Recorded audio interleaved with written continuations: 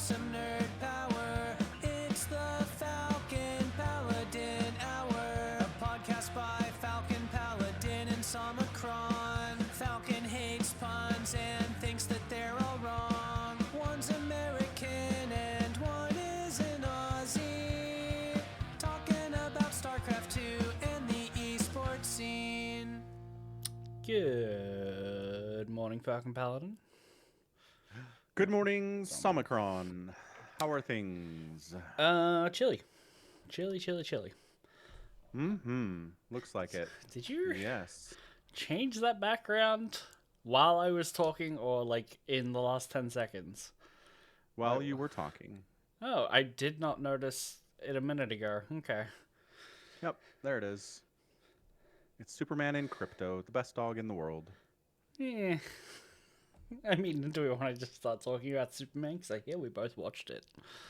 We can do that. I'm down. Sure. Okay. Go for it. You can lead that off. All right. So James Gunn went to the DCU, the DC Universe comic people who have like Batman and Superman and stuff, and he's apparently in the lead there now because of his success in the MCU. He basically crossed that bridge, and this is his first project, and it's Superman, and I think he did a good job with it. I don't know. It's a lot different than the Snyderverse Superman, but that's no surprise, right? Because Zack Snyder It's not doesn't his like first movie. superheroes. It's not his first movie in the DECU? Nope, he did the What did he do? 2021 Suicide Squad. Holy crap, 4 years ago. So he does the 2021 Suicide Squad and then sits on... Bacon's working on this for the last 4 years, I guess. Maybe, yeah. What's Up, Ultra? Yeah. Okay, so it's his second movie. I don't know. Have you seen that? You Yep. like the Suicide Squad movies. Hey, don't say don't pluralize that. The James Gunn one is a pretty okay good film, right? Like it's fine. Okay. It has the same issue as all the DC films, which is the DC films, and I kind of don't care about any of their villains or their heroes. It's a problem. So, but it is a significant step above the original Suicide Squad movie, which is just awful. Okay. Yeah. Low bar, but it's good. It's good to see a significant step above. Do you Go ahead. I would just say I recommend people watch the Suicide Squad, the James Gunn one. It's fun, right? Like you won't regret price of admission in that. If you want something. Okay, Google did get that right. I was worried that typing in the Suicide Squad would give me the wrong film, but it nailed it. Good job, Google. Yep, it's because this one is specifically the Suicide Squad, and the other one is just Suicide Squad. Yeah, fair enough. It's got a 90% on Rotten Tomatoes. Yep. So it's got the Margot Robbie Harley Quinn. It's got a John Cena Peacemaker, a Nathan Fillion TDK. Yeah, so Nathan Fillion has now been in 2 James Gunn DC movies. The only 2 he's done, playing entirely different characters. To be fair, it's a cameo part kind of in the Suicide Squad. TDK stands for the Detachable Kid. He's a villain, I guess, because the whole premise is they're villains, but he can like detach his arms and legs and control them independently of his body. And so, because it's a Suicide Squad and they get sent on like some mission where they're villains and they got chips in their brains that explode if they say no. They Amanda Waller, yada yada yada. Right. They land on this beach to do some like Black Ops covert shit, and he detaches his arms and then goes and slaps guys with guns, and then the guys with guns just shoot him, and he dies. Like that's kind of it. Okay, that's funny. Okay, I like that. Good stuff, Nathan Fillion. Glad you're getting work. Hope you got paid a lot for that one.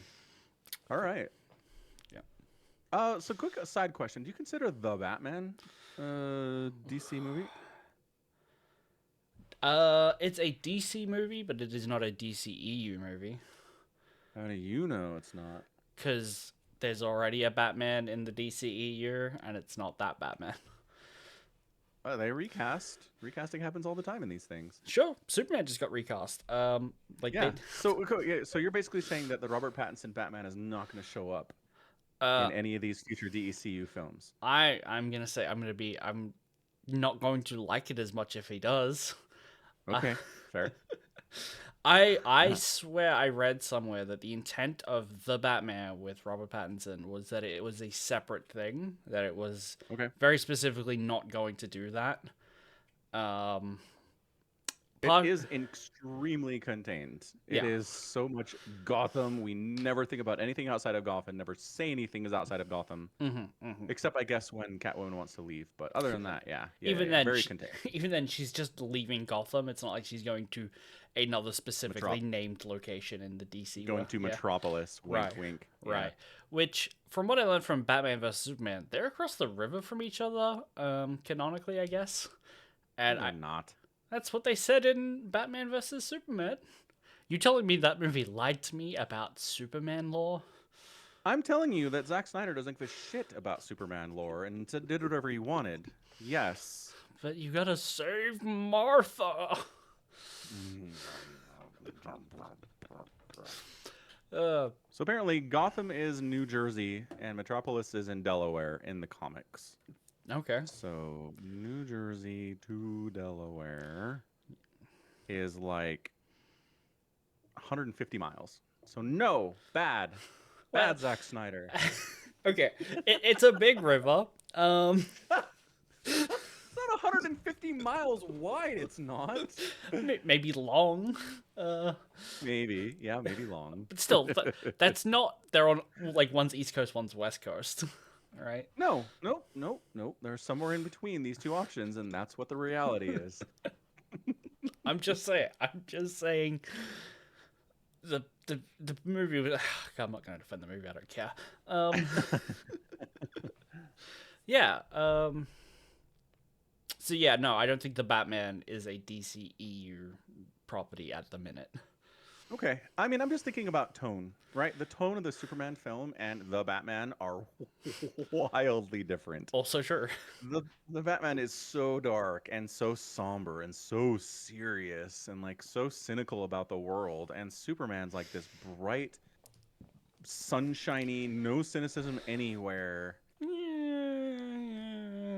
You think there's cynicism in this movie? I don't know that it's bright and sunny. Is my point? Is the point that I'm getting to? Well, it is of like objectively bright and sunny, and he's a bright and sunny person. But much of the movie hinges that people are easily manipulated by media, right?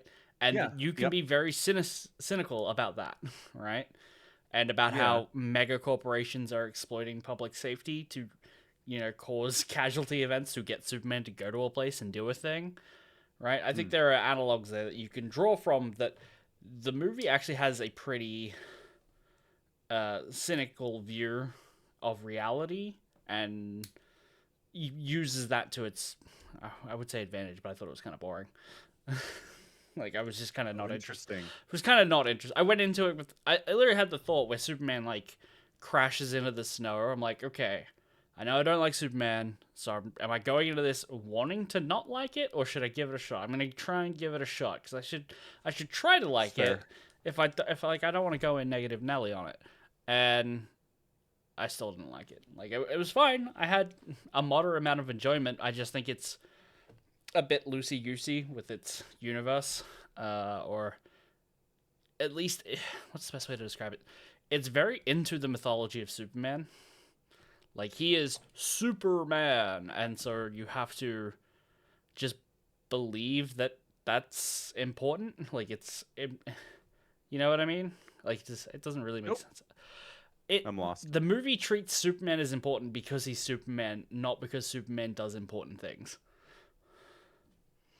You don't think he's constantly saving people, like, all day, every day? He's not doing important things?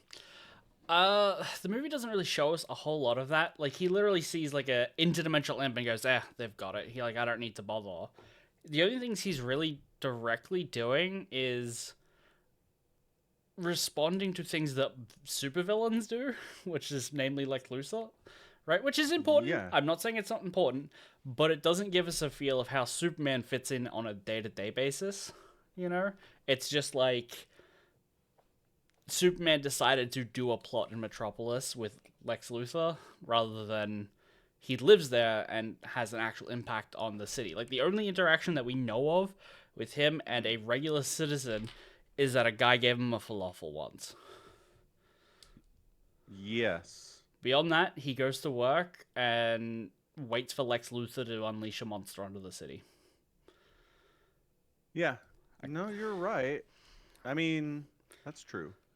So it does have to assume. Well, I mean, it talks about it, but you're right. It doesn't actually show it.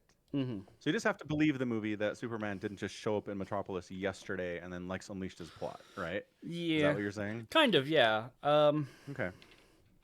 Yeah, I guess that's a good way to put it. That's fair.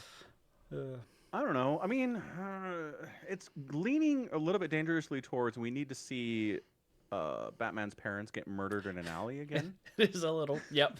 Everyone I understand. knows who Superman is. Like, we just. Right. What's he do? He runs around Metropolis and saves people. He gets cats out of trees, and he helps people that have fallen into manholes. And sometimes a giant monster shows up, and he saves everyone from that too.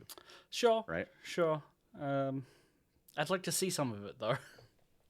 Yeah. No, that's fair. I don't think they had time. They had a lot going on in this movie.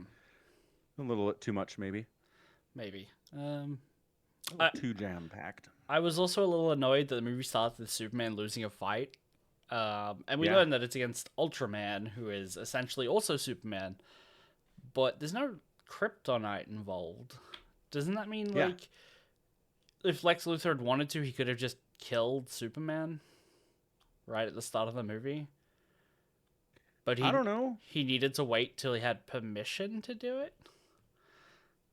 Yeah, that's part of it. He wanted to make sure the government was on his side and that public opinion was on his side if he was going to do it. But also, Clark Kent clone, Superman clone really beats on Superman a lot throughout the film and never kills him.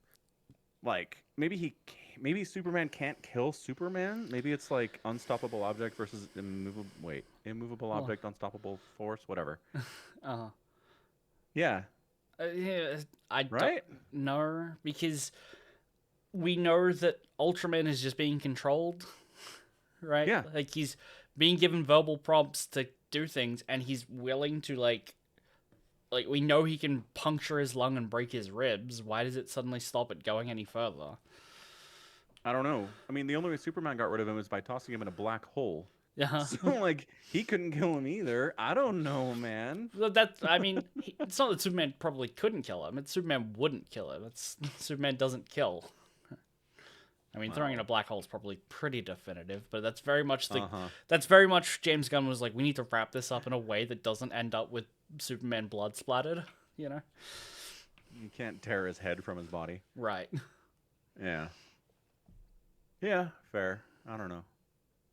I mean, it's just a problem in general with Superman, is that he's insanely strong, and he has laser vision, and he has ice breath, and he's really fast, and he's indestructible, and, right?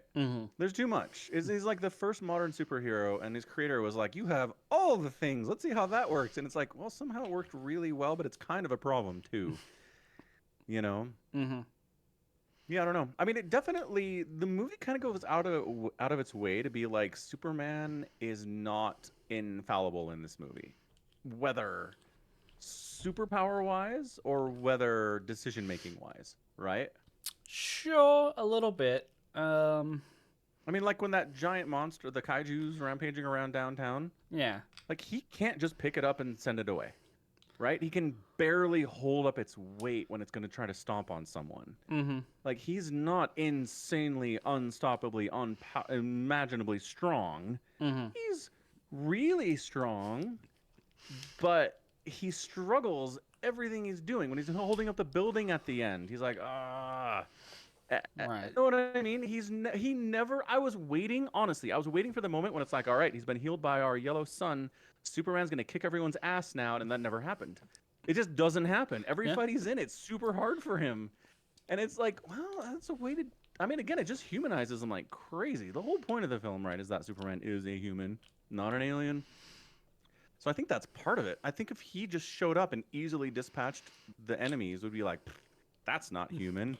Right? Humans struggle. Humans make mistakes. Humans can't always win immediately.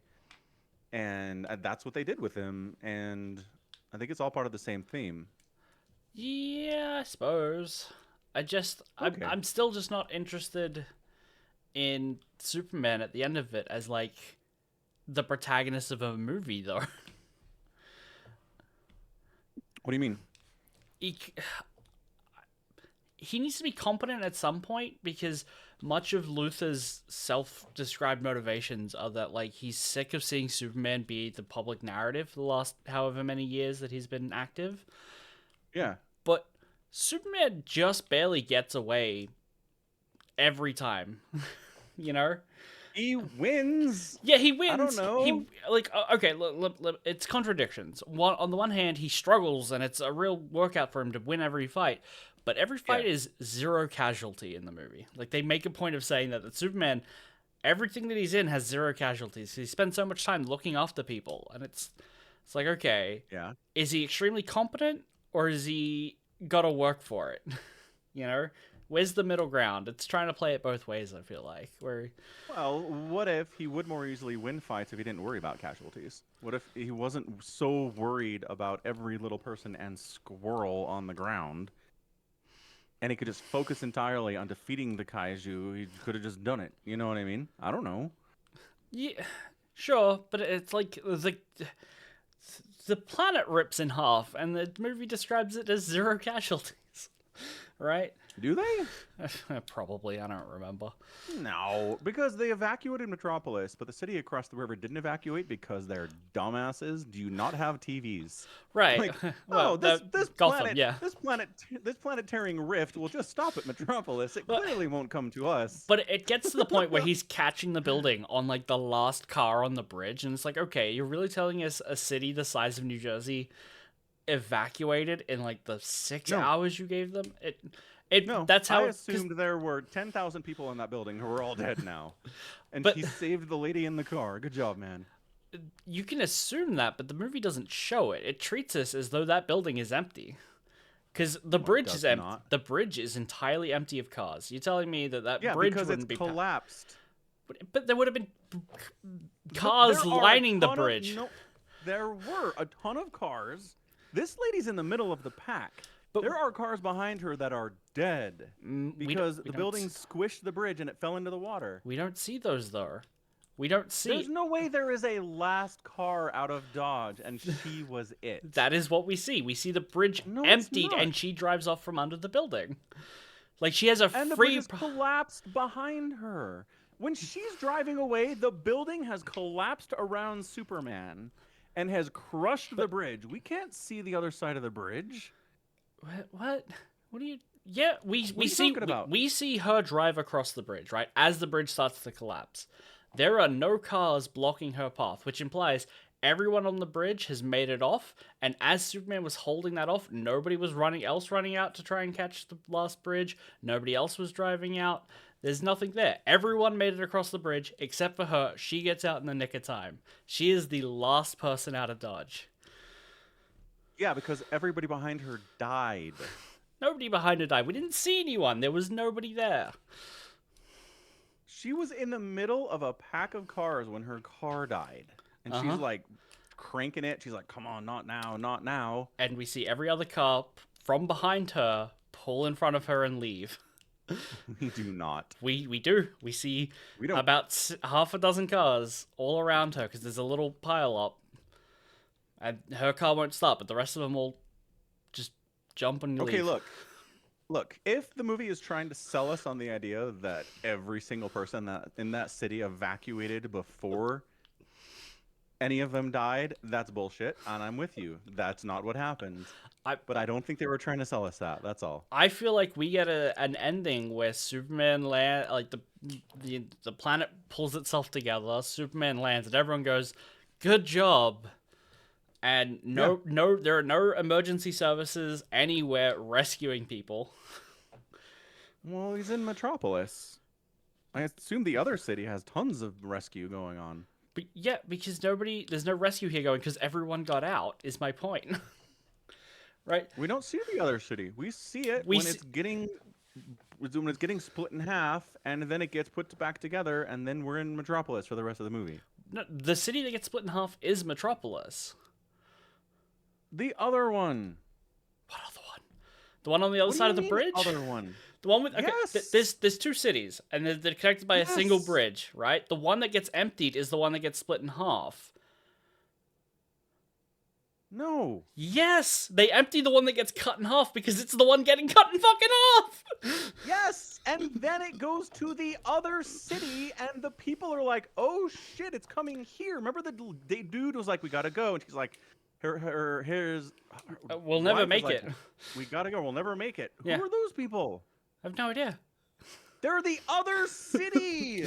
But the others... Thought that the giant divide would stop at Metropolis, and then it didn't because they're stupid. Right, but but if you're saying there's definitely dead people in Metropolis that got cut in half...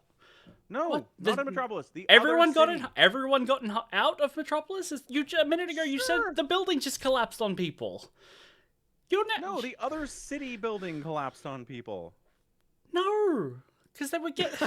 It was a metro. We need a map. We need a map, James Gunn. Give us a goddamn map. We do need a map. Look, Okay, so you're saying the bridge scene is a bridge leaving Metropolis. the bridge. People are driving out of Metropolis to the other city because they're evacuating the city that's about to be split in half. Although really, you could just go to the other sides of the city, like. It's a run left from the boulder instead of running along with it kind of situation. Prometheus school of running away from things. Yeah. Yeah. Yeah, there was a lot of that going on. Okay, whatever. I'm just saying, the movie does not go to a lot of details to be like, look at what happened to Metropolis and all the people. It feels very much at the end, everyone's just celebrating. They got some new news out. They were able to spin Luther as the bad guy this time.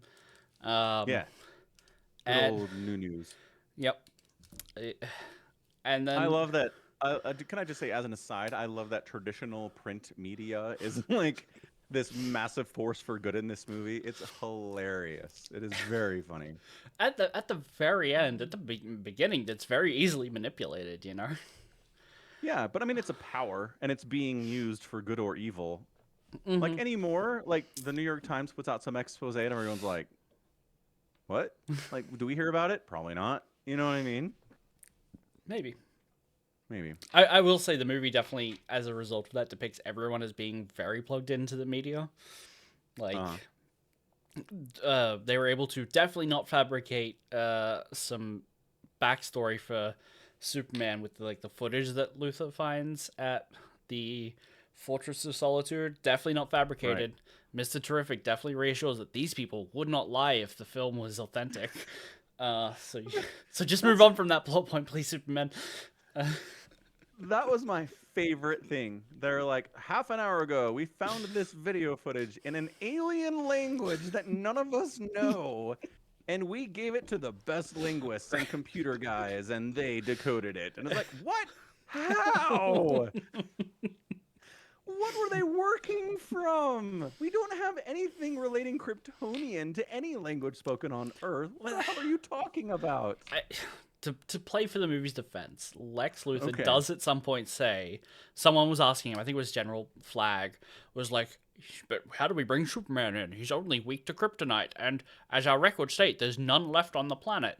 None left kind of implies that there was some at some point. Mm-hmm. So, and given that Supergirl shows up at the end, drunk, is like, I'm going to assume that Kryptonians have been to the planet at some level, right? There are others. And one of them sat down and they were like, all right, guys, here's how our language works. We have something. They have materials that they could use, right? I'm going to throw the movie a bone and just say I could suspend my disbelief that they were able to translate the video. Given maybe they pulled a translation copy from his computer because his Alan Tudyk robot, his K2SO, was able to speak English and recognize Kryptonian, right? Yeah, I feel like he built those robots. Do you think those robots were there? I feel like they came with the thing because I don't think of Superman as like, I'm a guy with a wrench, you know? I'm not techie guy. Yeah. Yeah. That's a good point. I don't know. Here's my thing. To make this easier movie, here's what you do. You put the video up and say, Superman, what does this say? And Boy Scout Superman Yeah, who who will tells never you. lie to humanity will tell you what it says, and then bam, you're done. Yeah, You don't have to rely on these linguistic experts. It's easy. it's way better because I Yeah. actually, yeah, that's a way better change Yeah. to the movie. Superman Thank you. will live translate for you because he is visibly shook when he finds out what it says, and it's like, And he will not hide it. He will not lie about it. Uh-huh. He will tell you what it says, even if Uh-huh. it crushes him emotionally. mm-hmm, Yeah. mm-hmm. Yeah. Man, Even if it hurts him. Even if it hurts him, he'll do it. man, That's Superman. I'd almost like this movie if that was in it. I should work for Hollywood. Dear James Gunn, your movie was good, but I can make it better. Here are some ideas. Yep. We're just gonna jump around. Oh yeah, of So course. okay, so Supergirl, right? Uh-huh. It turns out that Krypto is her dog, and she's dumped it with Superman while she goes off on some incredible rager for like weeks and months of time. Uh-huh. Comes back to the Fortress of Solitude, crashes in through the roof, I guess. She's like, you moved the door. The door was never on the roof, so like I don't know what her problem is. She's blasted, is what her problem is. Yeah, I maybe And- again to throw her a bone. They do open a window to heal Superman with a magnifying glass, and they do rotate the place first to align it with the sun. So maybe she Right. was going for that window. She's like, she doesn't know it rotates, and she just assumes it's stationary. And last time she was here, this is where it was. Right, because Superman's Yeah, never been fair. hurt before. Yeah, maybe not. He gets hurt a lot in this movie. Mm-hmm. Anyway, that take on Supergirl is, I think it's fun. It's like, okay, so she's kind of a giant mess. I saw a tweet from James Gunn. Somebody asked him about this, like, who is your Supergirl? Like, what is this? And he's like, she is someone who was jettisoned from Krypton before it exploded, but ended up on this like shard planet of Krypton. Okay. And basically, what does it say? She had to fight for her life. She was just surrounded with other Kryptonian survivors. And she's just totally screwed up. Like, she's just been fighting. She never had anyone to care for her. Her parents are dead. She didn't have anyone like Clark did, right? Mm-hmm. And so basically, she's a version of Clark that isn't raised by Ma and Pa Kent. Yeah. Okay. I will stick, my opinion here, which is there is an underlying theme of Superman's morality, which is that good old middle America is just pure of heart and good, and they raise people who can't do anything wrong. I'm not these two people, but sure. Yeah, it feels like it's an undercurrent though. It feels like it's the subtext that they want to be text in every Superman movie, where I see like Superman's a Boy Scout, and it's like, well, why is he a Boy Scout? It's because he's human and he was raised by Americans.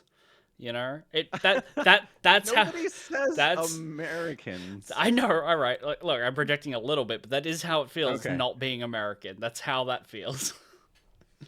Interesting. So you think the implication is that if Superman had crash landed into Sydney, he would have been a right asshole Yeah. and been a complete jerk all the time because Aussies can't be good parents. No, he definitely could have been each way, right? But there is a like a Superman comic where Superman crash lands into Soviet Russia, and guess what he becomes? It's not a Boy Scout. Yeah. Well, here's the thing. The difference: does the Soviet government find him, or do random Russian farmers find him?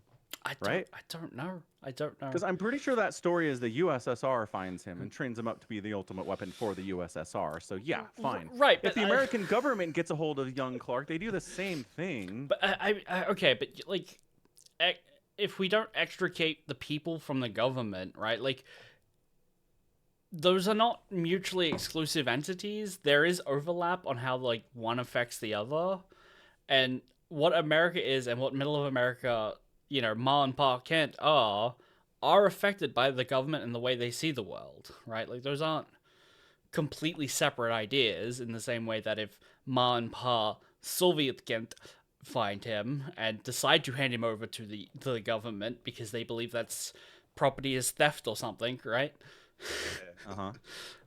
Collective ownership. Yeah. Yeah, like, Yeah. those are all still systems that impacted him. They just impacted him differently. And like, I get that they're different things and they raise different people. but watching every Superman has like a I need to go back and touch base at home with Ma and Pa Kent, right? And that's where I get all my good old traditional values from. And as a non-American, it never lands. That's my point. That's fair. I mean, I imagine an American who was born and raised in New York City also looks at that and goes, "What the hell?" Like, Right. I imagine they're on the same side as you that way. And I mean, as me, who was raised in a suburb and not on a farm, I weren't also raised on do a not farm? relate. No, I do not relate to the concept of farm life is awesome because I've never lived on one. I don't know. I mean, I didn't specifically say farm life was awesome, but it might be. Yeah. I don't know. I guess I'll ask you the question. You were raised in a environment that had strong beliefs on where moral rightness comes from. Yes, totally. You don't get any of that from like what the movie says about Superman and like where his beliefs about what being a good person come from. Like it's from his parents, and he at first believes that that's his mission sent from his birth parents when he left Krypton, and then he later realizes, oh no, it's his human parents, and that's still where he gets for like the end of the movie. They've like play the clips, and this time it's clips of Ma and Pa Kent raising him. Yeah. No similarity. What's your question? You don't feel a similarity or an overlap that like what the movie is saying is that like inherently the systems in America of family values and how those affect are what made Superman specifically. I don't know that it's arguing this is unique to Ma and Pa Kent or their surrounding neighbors in Kansas. It's Kansas? Yeah. Okay. Lore-wise, it's Kansas. I don't know where it is on this movie specifically. It's Gotham, actually. Yeah. Huh? It's an outskirt of Gotham where the farms are. That's where the Scarecrow comes from.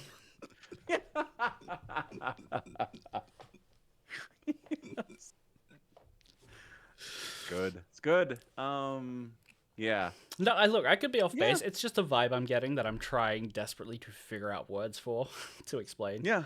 No, that's fair. I mean, if you want to see it from an outside the U.S. perspective of its touting American values as being the only reason Superman hasn't enslaved the world, I get it. I get where you're coming from, but I don't think any of the movies ever really go down that road. Yeah, I don't know. I just can't like split the idea that it's Superman and he's a man and that man is American man, you know? He wears red, white, and blue, for heaven's sakes. Wait, no. Red, yellow, and blue. Close enough. Close enough. Yeah.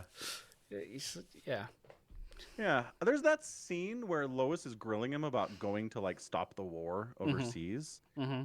And she's like, she says something like, you represent, did you check in with the American government before you went? And he's like, I'm me. Like, I don't represent America. And she's like, you kind of do, though. Right. He like, Clark Kent is an American citizen, and Superman is primarily only ever seen doing American things.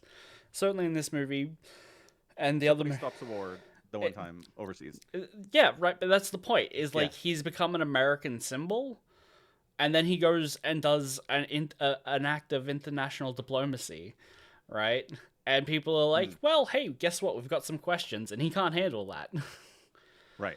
I did have flashbacks to like Captain America, also American Man, being like, well, if I see something go down, I've got the right to go and deal with it. You know? Yeah. I won't have any accords. Yeah, no, but he's specifically like made by the American government, drafted by the American government and military. He is Captain America in a way that Superman isn't. Right. No, I get that. Yeah. I listened to a podcast that said that Clark in this movie is kind of simple. Like, he can't wrap his head around the idea that he went and stopped a war, and maybe that has some really bad negative consequences that he didn't think about beforehand or can't understand now. He can't get his head around that. Lois is trying. Lois is trying to be like, look, man, when you do stuff, there are opposite reactions to what you're doing, and it can cause problems. He's like, what? I stopped a war. People were going to die. What are you talking about?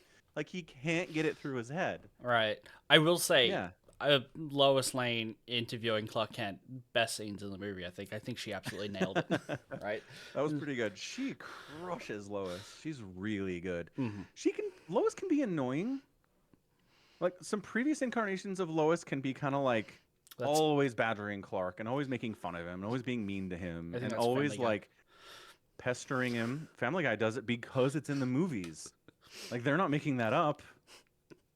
Like Margot Kidder. Margot Kidder's version of Lois is not the nicest person. And not that Lois is like super nice and only flowers and rainbows. Like, she's, you know, a legitimate journalist who's hard-hitting and willing to try to get Superman to answer difficult questions, right? Anyway, she was great. I liked her a lot. She's like, I was going to break up with Superman, but then he said he loved me. And I was like, oh. Did he break up with him anyway? Like, maybe I don't know if that's enough. Maybe talk about whether or not he's allowed to just come and go from your apartment, because you did hear some noises from the kitchen and get a bat, right? Like, you did not expect him to be there. He is moving in a little quick. Does he have his own apartment? Did she break into his apartment at the end? His apartment? No, not at the end. When he comes back after the fortress has been broken into and Crypto's missing. Is she in there when he comes home? I think that's what it is. I think that's his place. Where not the Justice League are out fighting the giant tentacle monster. I think that's his place. I think that's his place? Yeah, the Justice Gang. Yeah, I think so. Because he comes there and Lois is already there. And she's not like, what are you doing here? It seems like it's his house. Okay. He's got a great view for a sports journalist. Well. He does well in the stock market? I don't know.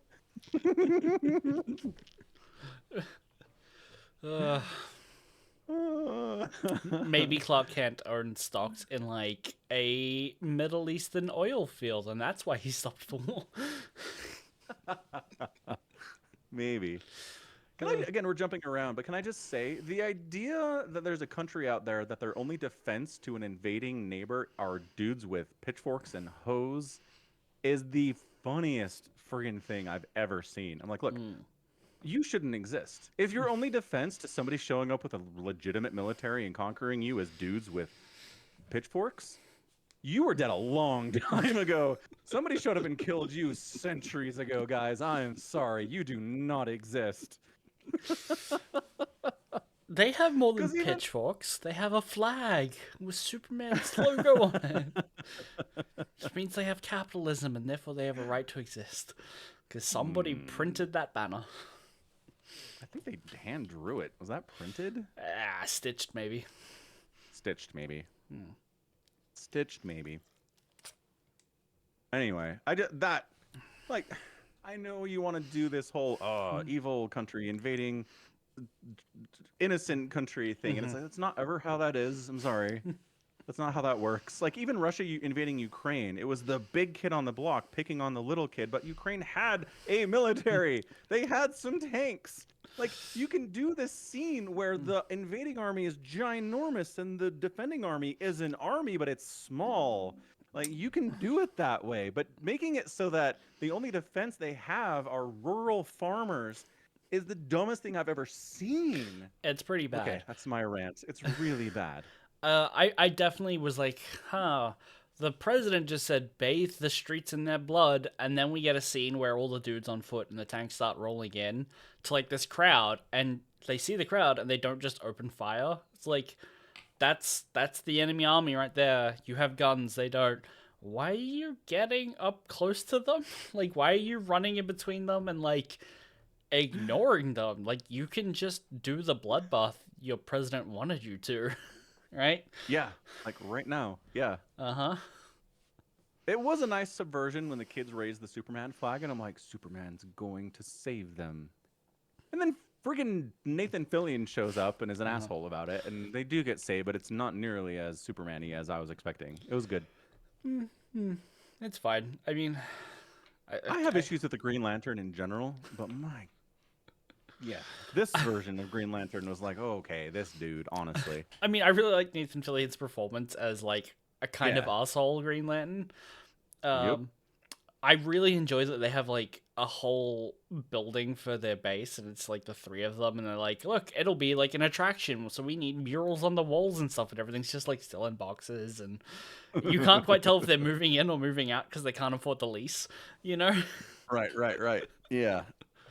Oh, that was really fun. That's very James Gunn. It's very much like here are some heroes, but they're not exactly super successful. Like he loves doing that. This is what the Guardians of the Galaxy is. It's what the Suicide Squad was. I mean, this is what he loves doing. Yeah. The found family concept is his favorite thing. Mm. And there's some of that in here. So Faux show. definitely with Metamorpho like finding his way onto the Justice Gang. Sure. Tons of found family. Yeah. Faux show. I don't know. I mean, again, I don't like Green Lantern, but Lois and Clark are talking, and he's out there with a giant green baseball bat, just like,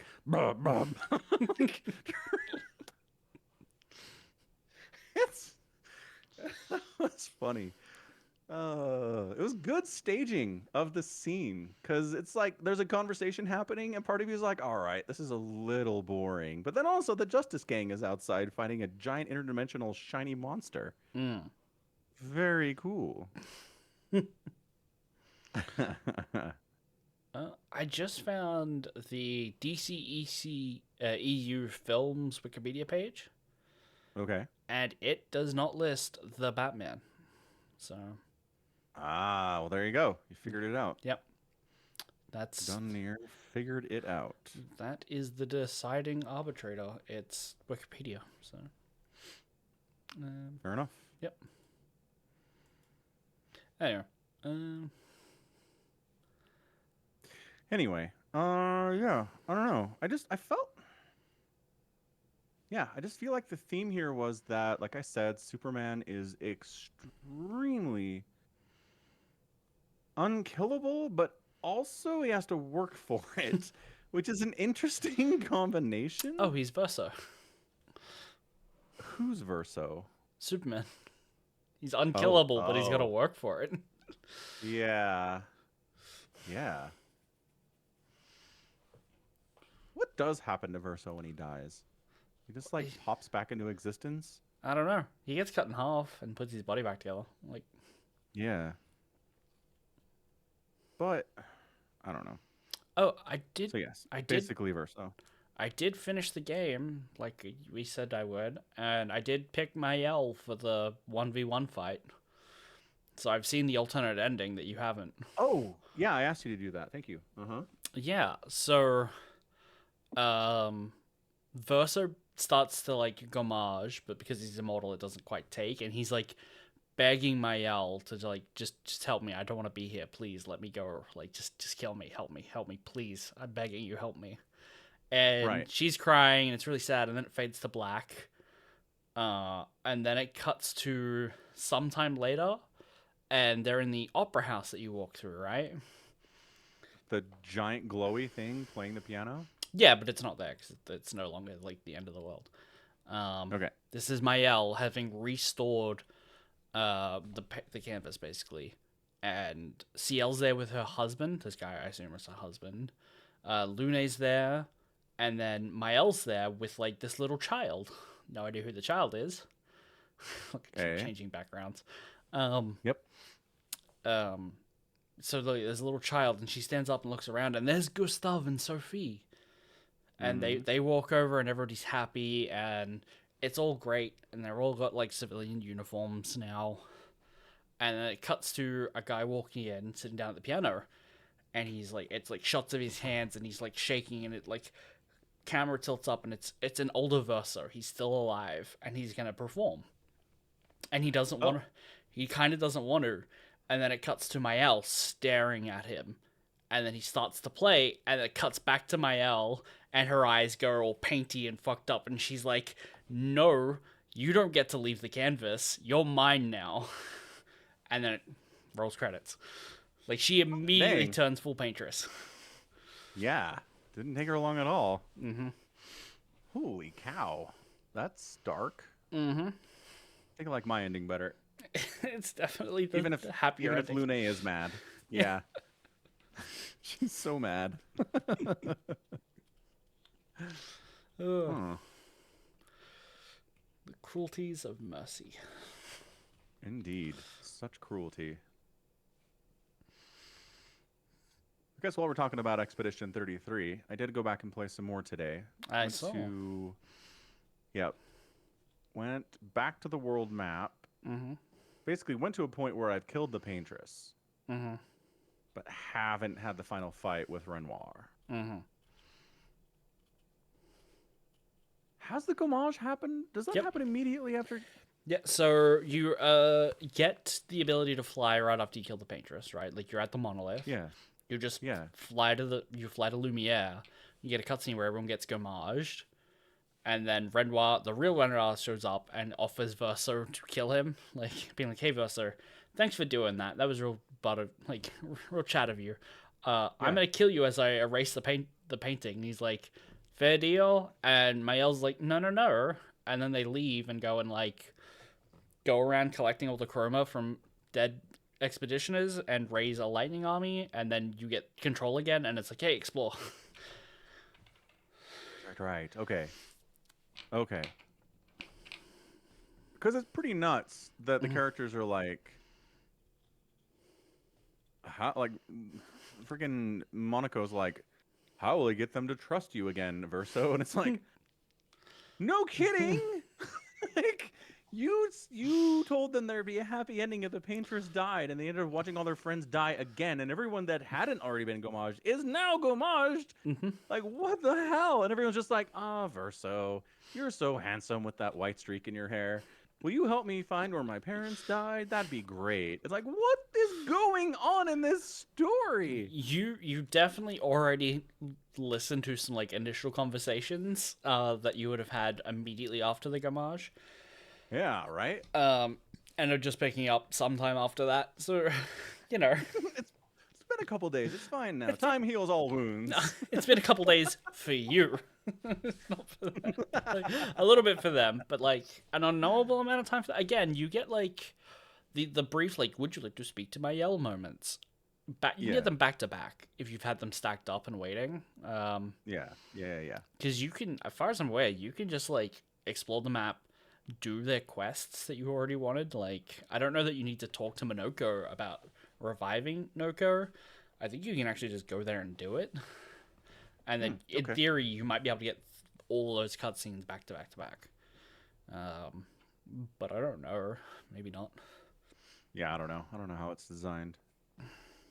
I do want to say that I found a thing that forces you to fight 5 different bosses as individuals from your 5-man party group. Mm-hmm.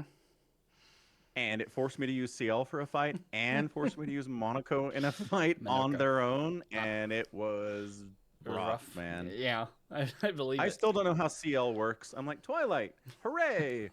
I'm stacking 4 tells on the enemy. Look at me go! Yeah. Ooh, something about the moon. The sun came out. Yeah, I'm not 100% sure either. I think you stack foretells and then you can burn foretells to do extra damage. Twilight lets you stack suns and moons, and the more suns, the more moons you have, and the more moons, the more suns you do. I guess. I did see a post on the Reddit that was like, why are all CL's weapons actively like working against themselves? I saw that post, and my response is a lot of weapons work against themselves. Like, we talked about this. I think I talked about it on stream. A lot of the weapons are like the first 2 bonuses you get as you level up the weapon are like fire, and then the last one will be like ice. And it's like, but why is there no theme here? Like, why is it not fire, fire, awesome fire?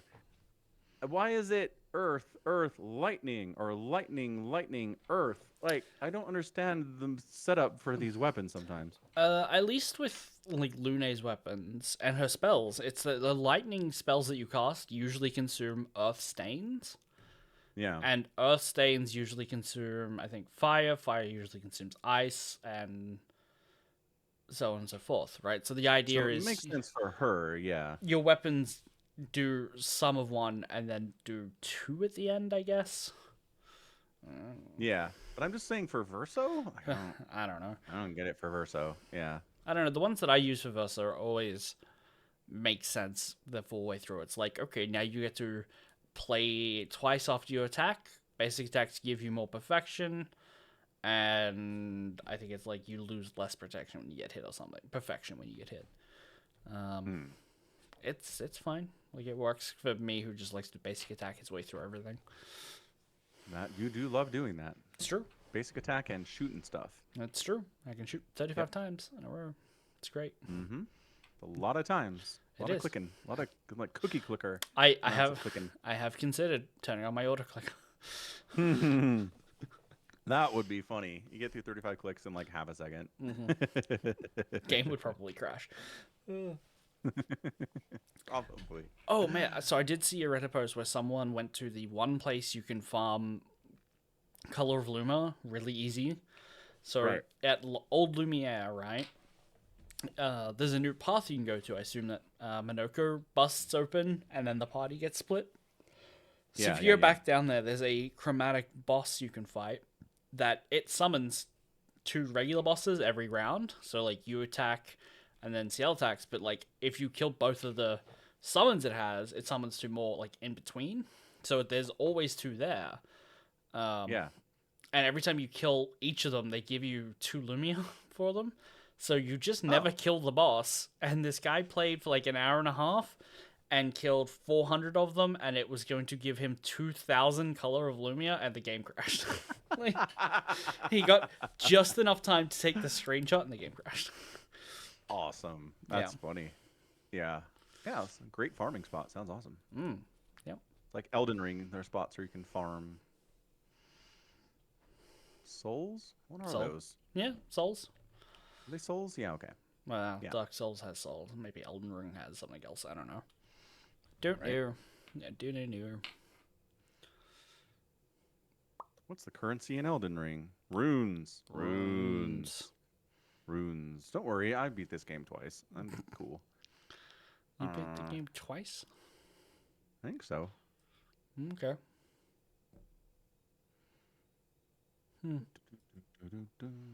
Anyway, yeah, Expedition 33.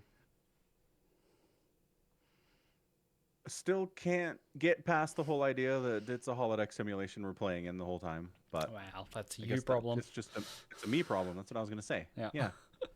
Yep. I had a thought about that, which is, I've seen the J.J. Abrams Star Trek movie where is it young Kurt at Fleet Command or whatever.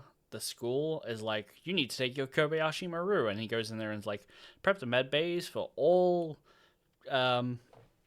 crew members at once, and then target our own photon shields or whatever with our own missiles, and it crashes the simulation. And so in my head, when you say it's a simulation, there's always that kind of like, well, you know it's running on a computer, and you can like computer code your way out of it because these aren't real people, right? Yeah, you can make... Yes, the painters can make someone disappear or change them. The painters can, but, like, not everyone else, and not the players and most of the characters until, like, the very end. And even then, the only people that Mael wants to use painter's powers on is other people with painter's powers who are all significantly better than her at it, so she doesn't really functionally have that power. Okay. So I think the game has a realness to it, you know? It isn't a holodeck. That's the thought I had. Because what? Because you can't just be like, enter programming mode, 1475 more Jerry, and it's like, happy programming mode to the fake Jerrys or whatever. Like, these are all real people. They're not running on code. They're all sufficiently independent enough. And then at the end of my ending, they all get erased. Sure. Yep. Just like people. Just like people. One person can go swoosh, swoosh, swoosh, and everyone dies. Sure. Okay. It's called a gun. Like, look, you don't have to buy it. You don't have to believe it. I'm just saying. Okay. I'm just saying. I feel like we live in a world where you can magically go into paintings. I don't see why they couldn't invent magic to get people out of paintings, you know? You're saying, oh, interesting. Okay. I mean, on that note, Please, Falcon goes by Mr. Worldwide. also true. That so the holodeck in Star Trek: The Next Generation, right? Sure. They tell the holodeck to make a character that's smart enough to defeat Data in a like mystery detective situation. Sure. So they create a Moriarty who is self-aware and knows that he's in a holodeck and knows that he's a program. Okay. And his big wish is to be put into a robot body like Data, so that he can leave the holodeck and live his own life. Sure. So there's this big moral dilemma, like, okay, well, he's self-aware. Should we let him do this? Should we just erase his program? What do you think? Uh-huh. And what they end up doing is they nesting doll him. They put his program inside another program, so when he leaves his program, he's just in another one, but he thinks he's left and he's in the real world. Okay. And he's like exploring the world and going to the beach and stuff. And he's like, this is the best. And they're all like, whew, that problem's solved.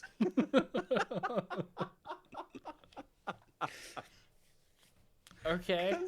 I remembered that plot line. I didn't remember how they resolved it. So I looked it up and I was like, man, they sidestepped that problem really well. Dude, is that really well? Like, they basically gave a program, another program to run around in and hope he doesn't find the edges of the program? Like, right? Yeah. It's a risk. It's an immense risk. It's also a genius who is smarter than the smartest person that they've got on their ship.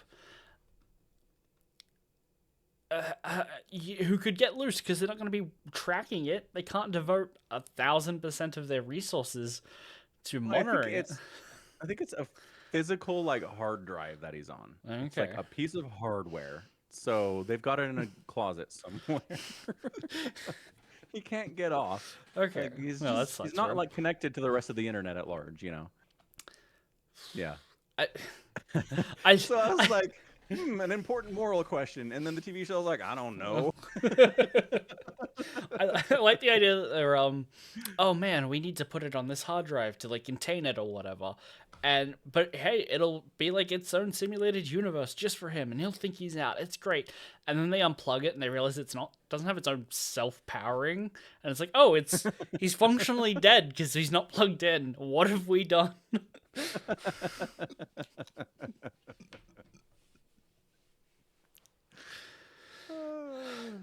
Yeah, it's just funny because Star Trek likes tackling weird moral issues like that, and this time it just felt like they punted. They don't usually do that. Fair enough. Yeah. Anywho, Expedition 33. It's good. It's good. It's good. Game of the year, good. some say. I did a 10-minute fight with Monaco. He had way too many points in HP and not enough in anything else, and so he did very little damage to this boss. Yeah, and so I did 117 straight parries, total parries in 10 minutes. So after that Nightmare. fight, I couldn't help but notice you didn't respec his attribute points to get him out of HP. Yeah, because I'm hoping I never have to use Monaco again. And what was the last fight you just... Yeah, okay. A Monaco fight, yep. And I beat that one too, gosh darn it. So, okay, I'm going to cue you in that there's the hardest fight in the game, the one that I was like, I'll come back to. I looked up a guide for how to beat it because it's rough.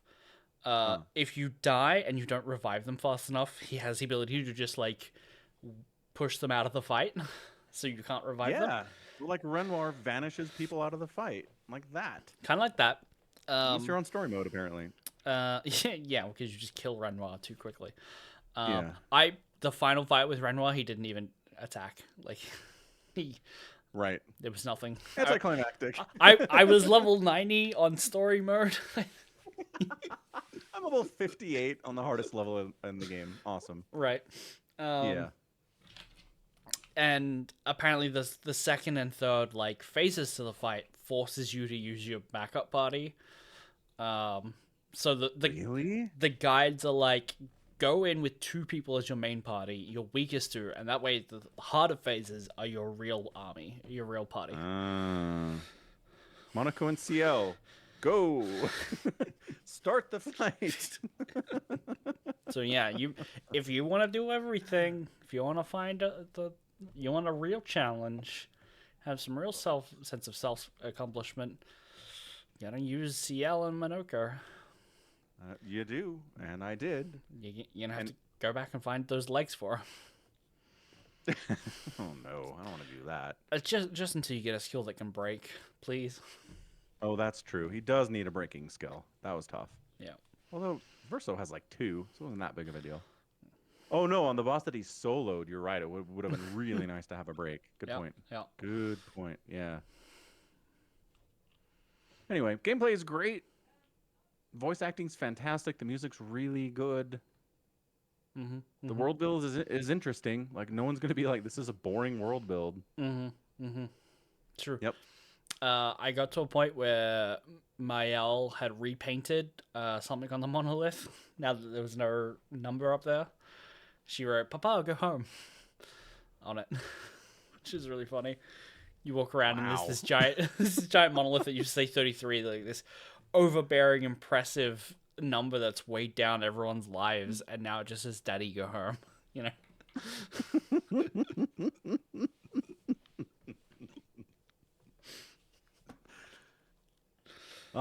The conflict. The conflict of the entire game is on a dad being overprotective.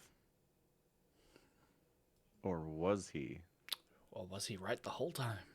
Right? It's a good question. Yeah. Yeah, I mean, given how quickly Mael turns into the Paintress, I'm going to go, maybe. Yeah, right? Yeah. Maybe. Warhammer? Yeah. Warhammer. Actually, before we get to Warhammer, I watched 28 Years Later on Sunday. Oh, you did you? I did. I managed to find some time. And how was it? It's good. Everyone who talked about it was like, it's weird. And I was like, okay, interesting way to describe the movie. And it's weird. So they were right. But it's also good. I want to be clear about that. So remember how the end of 28 weeks later, the zombies are... Okay, at the end of 28 weeks later, the final scene is that zombies are at the Eiffel Tower. It's like, shit. It's broken containment. It's left the island. It's on the continent now. Everyone's fucked. Right. At the start of 28 years later, they're like, it got recontained back to the island. Everything's fine. So just remember that. And I'm like, what? How did, what? But how? But why? Yeah. And if you can clear it from the mainland, just clear it from England.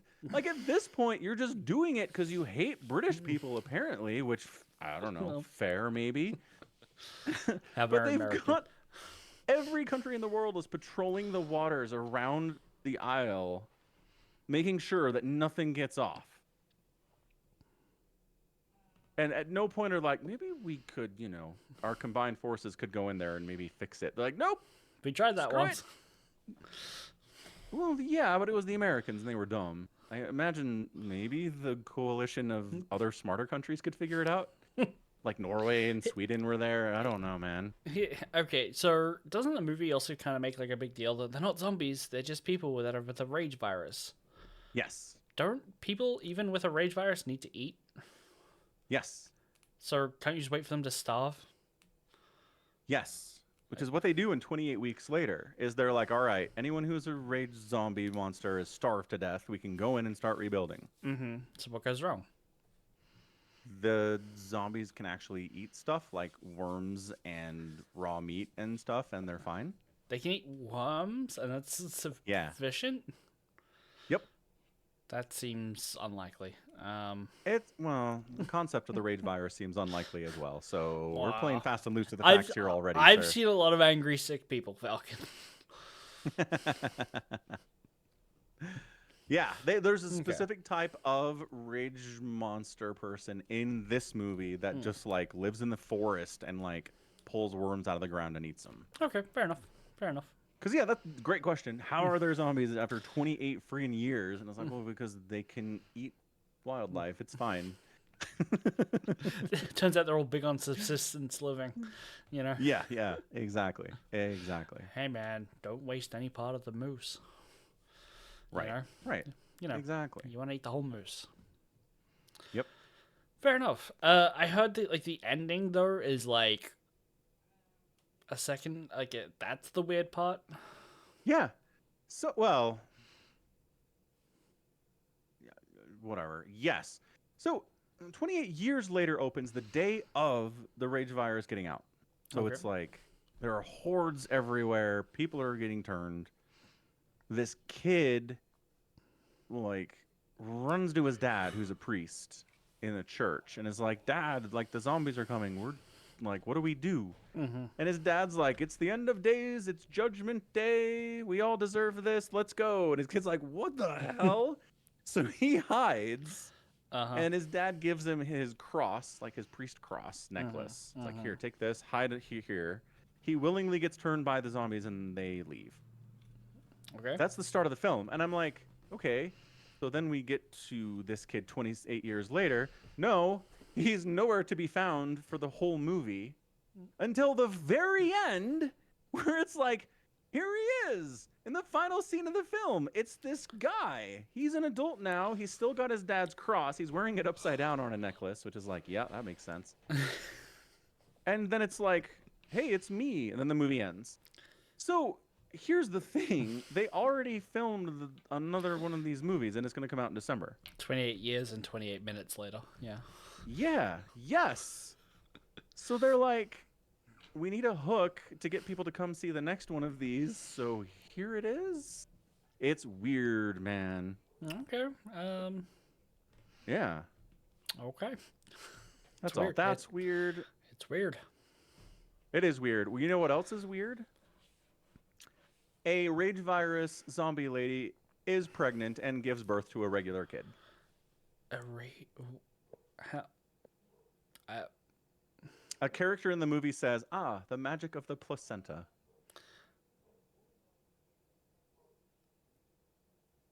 What?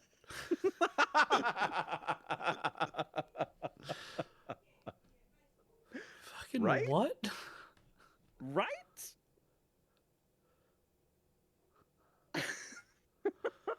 I don't want to live in this canvas anymore. So it's implied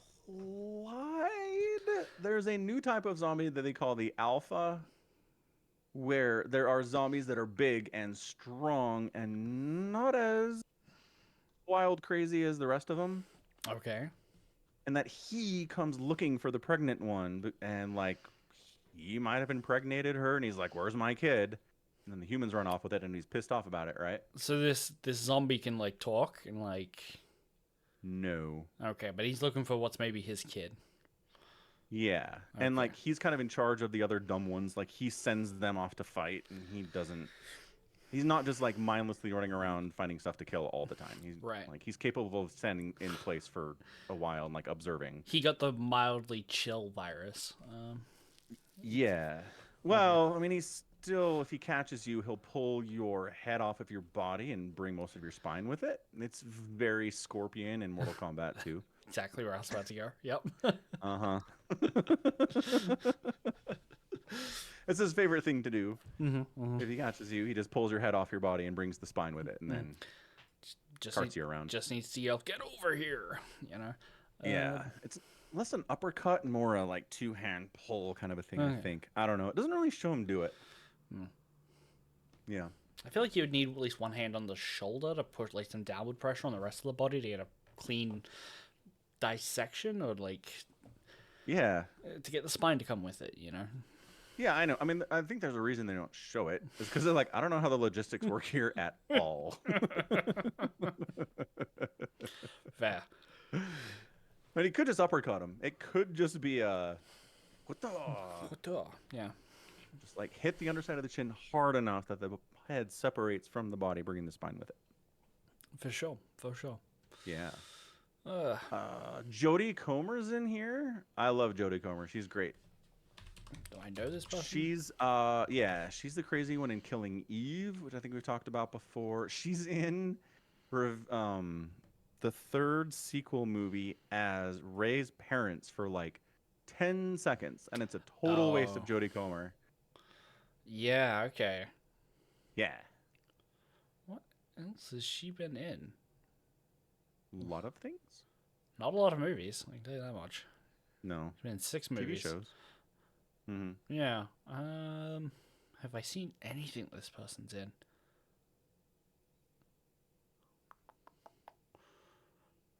No. Dang. I don't think I've seen any of this. Kidok. Have I seen her in Have you seen her in Justice? Killing Eve?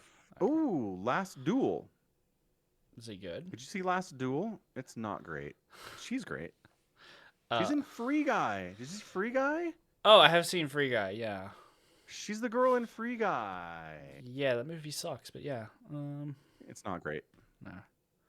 I know someone who went to like a test screening and said it was really good, and well, I trust that person less now. That's fair. Entirely fair. Yep. It's not good. Yep. Okay.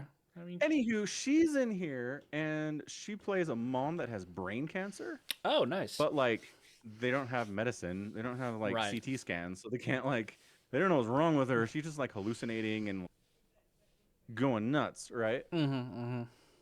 So the main character of the movie, this 12-year-old boy who lives out on an island connected to the rest of wherever they are in Great Britain by a causeway, right? Sure. Little causeway. And so they're on the island and they've walled it off, and if zombies try to get them, they hit them with arrows and crossbows and stuff, and they're safe, right? Okay. And then they have this coming of age thing where the kids, when they get old enough and capable enough, they go out with somebody into the mainland and kill their first rage infected person and become a man or a woman or whatever, right? Sure, right? Yeah. So he does that, and he sees a fire off in the distance with his dad, and he's like, "What's that?" And he's like, "Oh, that's Doctor what's his face." And he's like, "There's a doctor?" It's like, "Could we take Mom to see him and figure out what's going on?" And the dad's like, "Crazy. We can't go there." And so the kid's like, "Well, fuck you, old man. I'm taking my dad to the doctor." So, yeah. So the story is him taking his crazy brain cancered mom to go see this doctor. Is the 28 franchise one of those properties where, like, if you die, even if you're not bit, you become a zombie? No. Okay, so if you die of brain cancer, you just die. Yeah. Okay. You only get turned if you come in contact with the blood that's been infected with the rage virus. Okay. And they vomit blood, so it's kind of hard to stay away from it. A lot of the time. Anyway. Sure. Yeah. So yeah, that's it. So again, the stories had nothing to do with the kid at the first of the movie, and it's this other kid. Anyway, point is the acting's good. I think everyone's acting really well. Jodie Comer's crushing it. This kid is crushing it. I don't even know how old he's supposed to be. He's 12. I don't know how old he is in real life. He is also 12. I don't know. Right. Let's just say that he is. Give me a cast. Oh, it's Alfie Williams. Oh, that's why he's good. I didn't even recognize him. Hang on. What else have I seen this kid in? Yeah, his Dark Materials, seen that. And then he did some stuff with Stephen Graham back in 2021. That's right. Like little kid back then. Yeah, so he's 14. Okay. Playing a 12-year-old seems to make sense. He's great. Okay. Yep. Sure. So, Aaron Taylor Johnson's crushing it. Ray Fiennes is in here. He's always good, and he's really good in this too. Yeah. He's the doctor. that they go Okay. and find, and he crushes it. Fair It's enough. like for someone who's been living on his own on the mainland, like with all these zombies running all over the place, he's surprisingly not insane Fair enough. or dead. When you said the 12-year-old boy was played by Alfie Williams, I thought you meant Alfie Allen. Yeah, from Game of Thrones. Yeah. Yeah. Reek. That would have been funny. Anyway, good enough. It was good. It's I don't know. I just really like the concept of the world being like, screw you, Great Britain. You can handle this on your for decades at this point. It's very funny to me. They just gave up on it. The Americans tried once and it failed, so everyone's like, screw it. It's probably not a good idea. Non-fixable. Yep.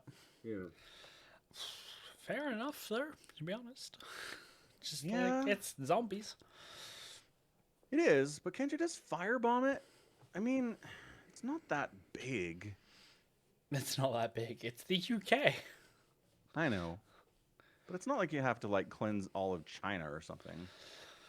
I suppose, but like, I don't know. What about the survivors, Falcon? I mean, What would Superman do? can Superman be infected by the rage virus? Oh, that's a good question. Probably. I mean, does he get sick? No. It's like, I'm going to assume he can't. so Superman's weird because his biology is like he's got eyes and lungs, heart, and put stuff in the lungs, and he can't breathe anymore. But also, his biology is not compatible with the bacteria on Earth and can't get sick from them. It's like, wait, so is he human or not? Like, how is he so close to human but not human? Weird. Yeah, it's so very convenient that Kryptonians had the same physiological appearance as a human. Wow, that's... And dogs? They had Yeah. dogs as well? Wow. Yeah, right? Yeah, 1948 comic book lore, everybody. Yeah, I've also been of the assumption that Superman actually doesn't need to breathe. Like, there are Superman movies where he, like, flies to space and is, like, fine. Like, he's just like, I'm going to chill here for a minute. Well, they said he can hold his breath for like 4 hours, but only if he already has air in his lungs. Yeah, I suppose. But, So like, it's kind of like Invincible, hmm? where like Invincible can be in space and doesn't have to breathe, Mm-hmm. but there's a limit. Sure. Maybe there's not. Maybe is there a limit? I'm not sure if there's a limit to Invincible. Viltrumite. Does Superman need to eat, sleep, and breathe? Poop is the fourth result. Lol. Well, I mean, have you seen him poop? No. Then I'm gonna assume Henry Cavill doesn't poop.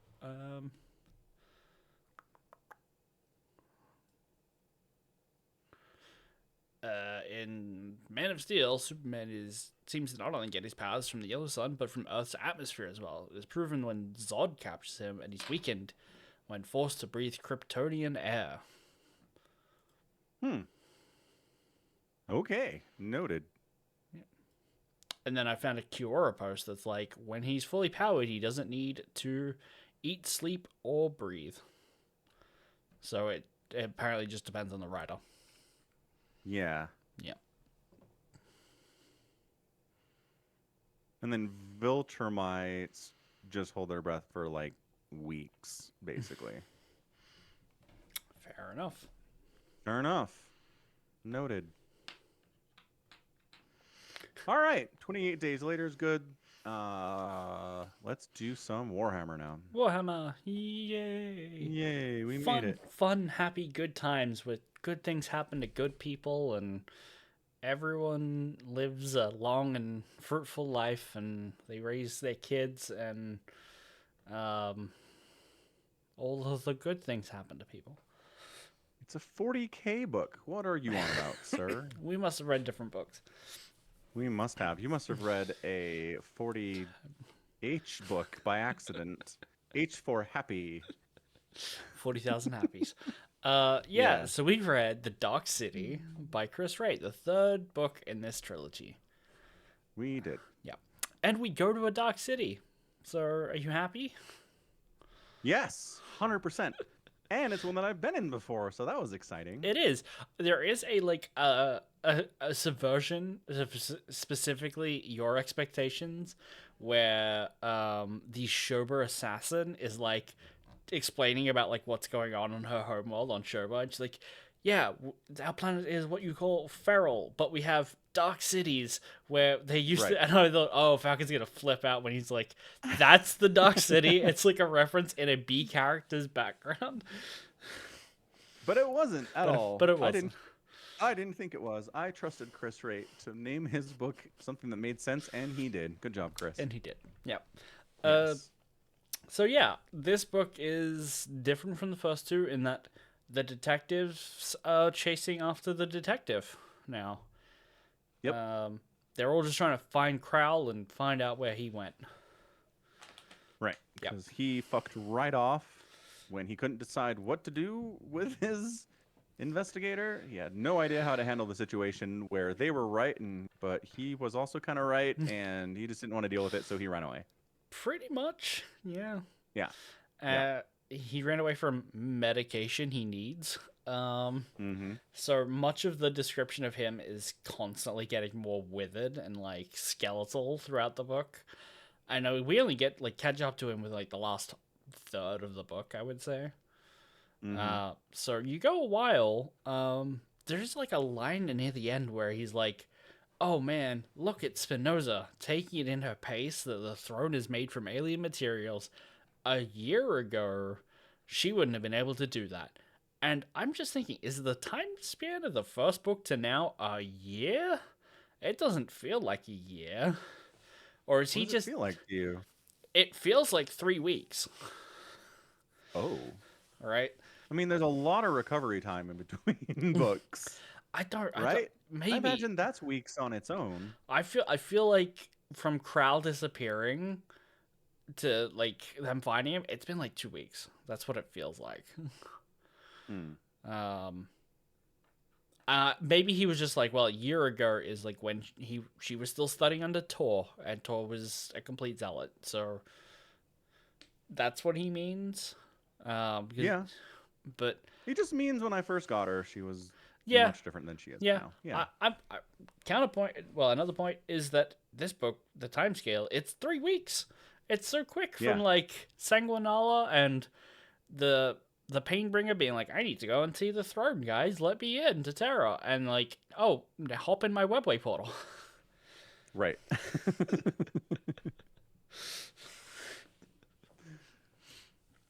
Yeah. I mean, I don't know. It's one of those things where the book is pretty long, but also it can kind of simply be explained as the stuff that happens. Mm-hmm. Right? So what happens? Where it just comes down to the Eldar, Mm-hmm. the Dark Ones, Mm-hmm. The Drukhari, thank you, are like, we can help you fix the throne. It's broken. You've independently verified it's broken with the high whatever Mars guy. The High Lord of the Mechanicus. The Adeptus Mechanicus. Yep. Right? But don't worry, it's still under warranty. So we've got you some parts. Right. Like, we've got some parts that replace the ones that you need. Mm-hmm. So we're going to make the exchange here. In exchange, you're going to give us a system of like 7 worlds and a few billion people. Mm-hmm. And let's make the exchange and we're good. Mm-hmm. And Crowell's like, nope, this makes no sense. I refuse to believe that this is face value. Friggin' Drukhari are working with us on this like this. I will not accept it. I have no evidence that anything is different, but by golly, I'm going to keep poking and prodding until I find out what's going on. So yeah, there is definitely the running, I don't know, meta narrative that like Inquisitors have like an iron firm will, and they will not be shaken off like whatever it is that they're tracking down, even to the detriment of the Imperium around them, the thing that they're normally charged to protect, right? Like we see Ravenor causing mass casualty events because he's like, I need to stop this psychic bullshit, right? And he inevitably causes it, right? So so Crowell here is like, the Xenos aren't helping us. We're not friends. I don't understand the point. Like, what are they doing? What do they get out of this? The best they can say is that they understand the Imperium's big, bad, and scary, and keeping a lot of horrors at bay, and that kind of helps them, like, they're parasites. But Right. they've got to be getting something out of this. It doesn't make sense. We have to shut it down and burn it all. Even though he comes to accept that, like, the throne is failing. Yeah. We need those And parts. And this is the only way we have found to possibly fix it at all. And if this doesn't work, we're fucked. Yeah. And he's like, nope, too bad. I'm still going to keep pushing here. Yeah. And part of the argument is like, the freaking Drukhari take worlds all the time. We can't stop them. They like, for us to give them a system of 7 worlds is like, thanks, it's a tip. Here's $10, guys. Right? It doesn't mean anything to the Drukhari. They do this on a weekend. So it's like, why are they accepting this? And then the other answer is the Drukhari say, you're the only thing holding back the warp. The Emperor is holding back the warp from devouring us all. And if you go down, we go down with you. And we're not into that. Right. Which is all fine and logical. Like, I'm on board with it. Right. I think Yeah. the like 19 billion souls that they offer up, I think it's a little more than like $10, but like that's splitting hairs. Like they come in raid, and being able to do that freely, they'd probably take that. Like, that's probably not something they're gonna sniff at. You know, It's $10 on the ground. You'll pick it up. It's That's what I'm saying. It's $10 on the ground every other week. They can keep coming back to that well, right? Like, yeah, it's great. It's $10 in an ETF account, right? Like, but yeah. So they like Kral is very hard set that like something here doesn't make sense. They want to use this as like a fire brick against chaos. It kind of makes sense. And the only thing that's left after Naradaran is like, I'm going to look through all the technical data and verify that the throne is failing, is that they're going to do an exchange of parts and be like, let's connect them now and see Prove that it works. Prove that it works, and then we can go our separate ways. The deal will be done. Right. When Kral goes on like a spirit vision quest. Well, what tips him off? First of all, when he fought the Drukhari that was on Terra, their blood mixed. Right. And so they can kind of like know each other's thoughts and understand each other on a certain level. And this Drukhari's like, hey, come have a chat with me, Kral. And he's like, okay. And then the guy's like, you can't stop us. Like, this is going to happen no matter what. It's going to solve everything. What's your deal? Just knock it off. And then he sends him away. And Kral's like, why would he bother sending for me to tell me that I can't stop it if I can't stop it? Must keep digging. It's like, critical mistake by the Drukhari. Yeah. I mean, that is where he learns the like chaos is like humanity is a chaos firebreak, right? So there is like, okay, maybe this Drukhari was trying to convince him that like, we're parasites. We need you. You're the host. It's kind of a bad plan because he also tips off that like, I'm the Drukhari you saw die on top of you. If we just have like a little bit of my blood, they can re-sleeve me and bind my soul back from the warp, and it's no big deal. Done it a dozen times. Yeah. I'll do it a dozen times again. That was a huge moment, yeah. Because Kral's like, oh, wow, that's really interesting. I'm going to file that away. Right. Yeah. And so then he goes on, like, he breaks into, like, the Drukhari side of the encampment in the webway and has a vision quest. Goes through a mirror? Yeah. 'Cause, you know, anyone can do that. Anyone can do that. I mean, his blood's mixed with the Drukhari. It makes sense at this point. But just to be clear, this isn't something people can do? No, not that I'm aware of. Okay. I mean, psych is that's maybe. what I'm asking. Psychic. Yeah, okay. Psychic bullshit, maybe. Yeah. But Kral wouldn't be able to do this except that his blood had mixed with the Drukhari witch. I assume so. Yeah. Okay. And so he goes on a little vision quest through Gomorrah, the dark city that we've been to. It sucks down there. It sucks. Bad place. It's awful. And it's coming apart. The warp is getting in, which is real bad. And they are stuck in like a perpetual war with demons. And they're losing because demons are perpetuals. All of them. You can't get rid of demons. Right. And so they have built their own golden throne. And now they just need a pilot. Right. And imagine what they could do with a scrap of the Emperor's blood. Or a hair or something. Right. A skin flake. Yeah. And like, we're not even going to build a whole person. We just need a lump of matter to convince the chair's operating systems. I'm picturing like a Cronenberg-looking thing. Some crazy Cronenberg amalgamation of flesh that's incredibly psychically powerful. This doesn't seem like a good idea. No, seems real bad. Ugh. Yeah. And Crow basically presents that information to the custodians. Yeah, and they're like, oh, well, that's a heresy. Burn them all. They're like, burn it all. Done. Like, that's it. That's the thing. They're going to clone the Emperor and make some weird amalgamation from his blood. Everyone needs to die. Okay. Fair enough. Yeah, so it's great because they're like, we're looking at the logic, we're poring over schematics, we're determining if everything's above board here.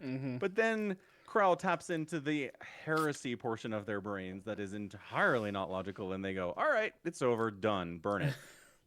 Right. There's no logical argument here. Like, who cares if the Drukhari have some weird friggin' amalgamation clone of the Emperor? Well, who cares? It's a heretical idea, but on the logic side of things, it's like, what are they gonna do?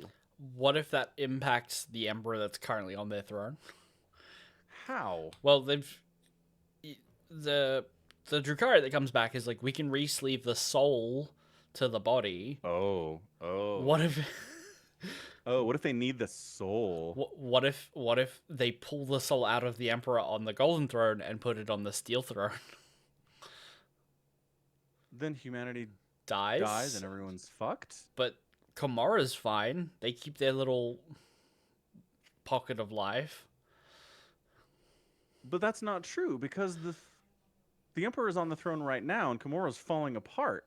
Right. And if Komora falls, there are connections to everywhere else in real space, right?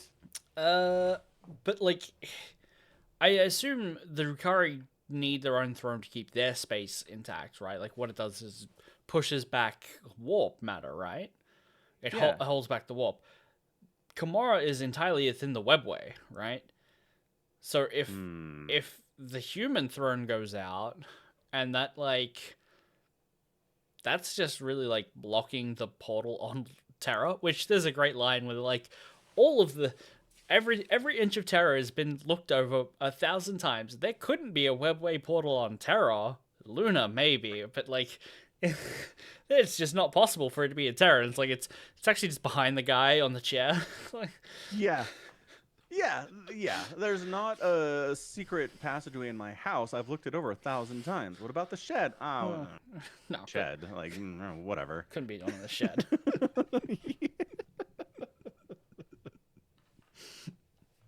That was good. Okay, so you're saying there is a feasible world where the galaxy falls to chaos and Komorog is fine. I mean, it's still Komora. Let's not call it fine. Right, but yeah. Where do they get humans to feed off of if everyone falls to chaos? I assume the fall to chaos is slow, right? Like, it doesn't happen instantly overnight. It's like, okay, we got another 10,000 years. Yeah. And they're Eldar, so like 10,000 years is like 2 weeks. Sure, but it's a long 2 weeks. I'm just saying, it's not a good long-term plan. Right, but they've got 10,000 years to come up with a long-term plan. Like, once they have the warp stop breaching their own backyards, they can set up some little human farms back there. It's fine. They also I don't think they need humans. I think they can actually, they can feed off the pain of anything, right? Like. So they could get some humans, they could get some Xenos. Doesn't really matter. And yet they willingly piss off the Imperium constantly by going after human worlds? Yeah. Okay. But they never said there's no exclusivity there. No. The Imperium isn't going to give a shit if the Drukhari go after some Xenos. No. Right. Right. Okay. Fair enough. So good job, Krell, saving the galaxy. Well done. Saving the galaxy. then they all try to escape, and they're like, we have to get out. We have to tell Terra that the throne is failing. Someone must know. And then everything collapses on them, and they all die. And Gorgias, who, by the way, Gorgias is actually the old Inquisitor. That was a plot twist. That was a heck of a plot twist. They give you like 2 seconds where you're in his mind, whatever's left of it. Right. And you realize that he's speaking perfectly normally, but the stupid translator screws it up every time. Yeah. That's great. So it gives the impression that he's like kind of nuts. It's very funny. It's like, oh, I agree. That's a very logical course of action. Affirmativo, affirmativo.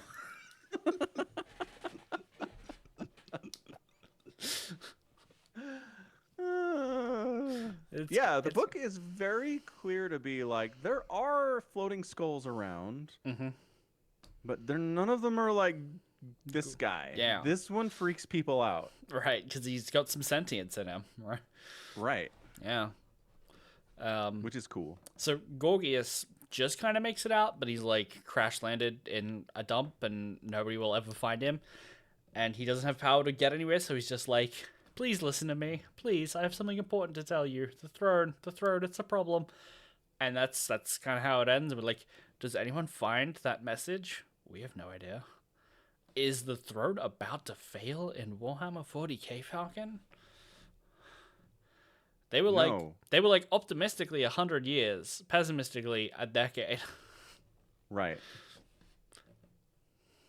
I don't know. How new is this book? 2012. Okay, so as far as I know, the throne hasn't fallen, so no, everything's fine. Yeah, I mean, it's pretty unlikely that they're gonna be like, the throne turned off. It's great.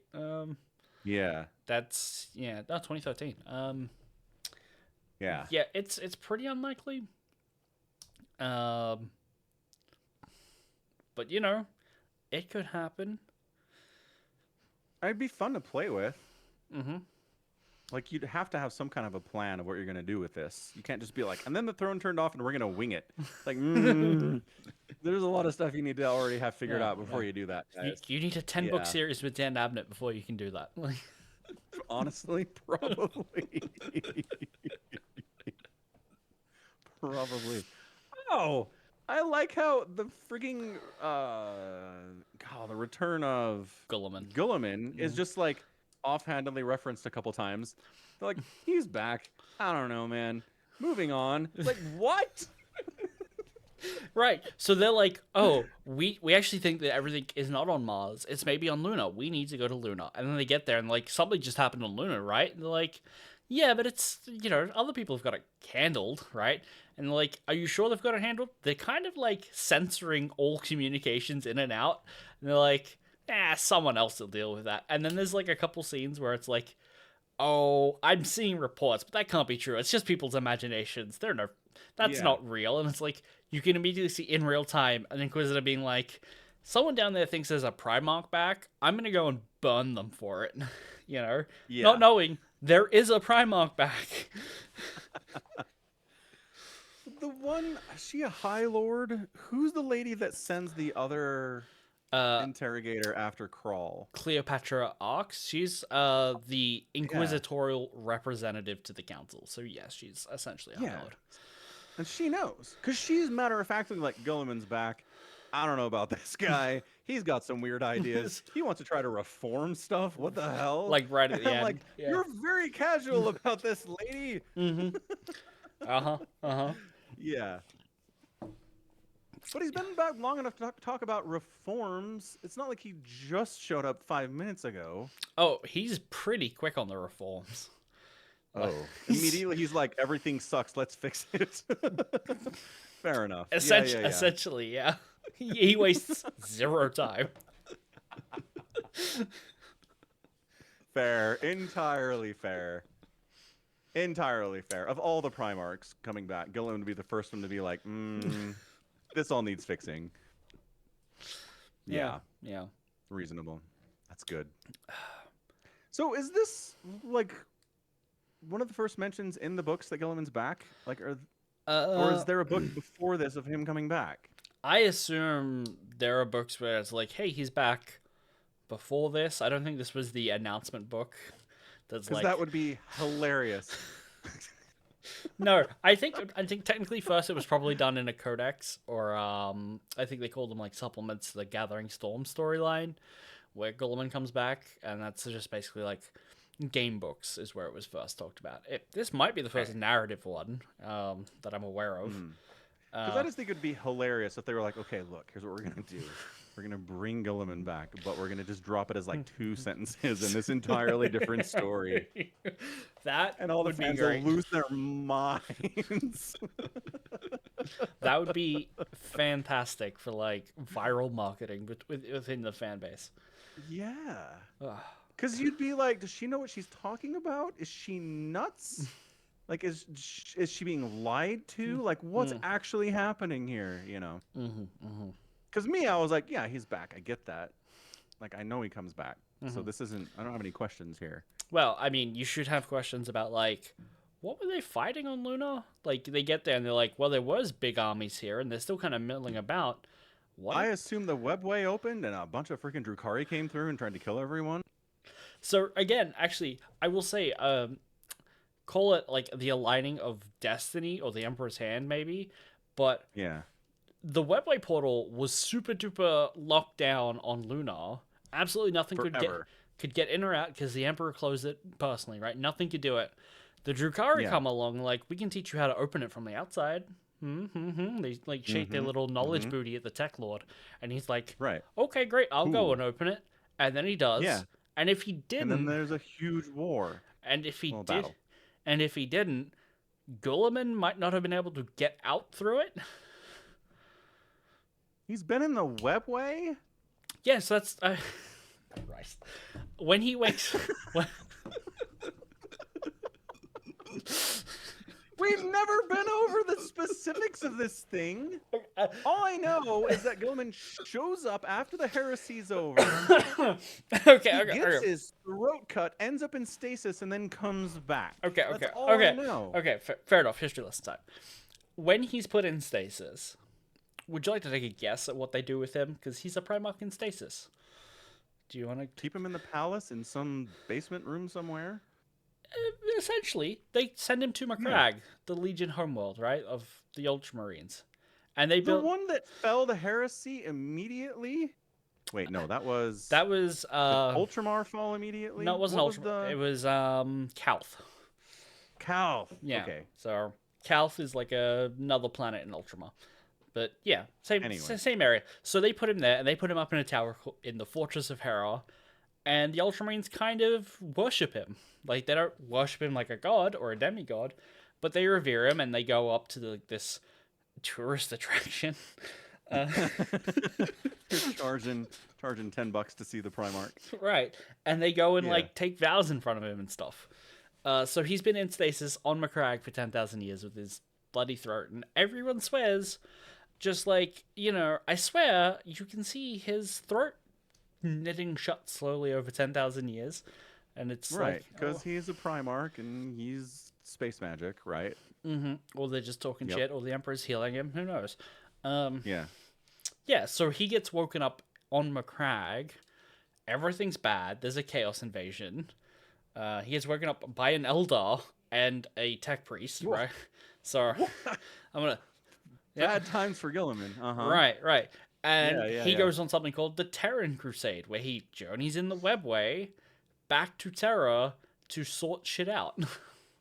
So he wakes up and this Eldar's like, hey man, you want to go back to Terra? Use my webway. And Gilliman's like, cool, that sounds rad. Let's do it. I think so, yeah. I haven't read it, but yeah, that's the gist of it. Is the 30k relation with Eldar better than I think it is? Yeah.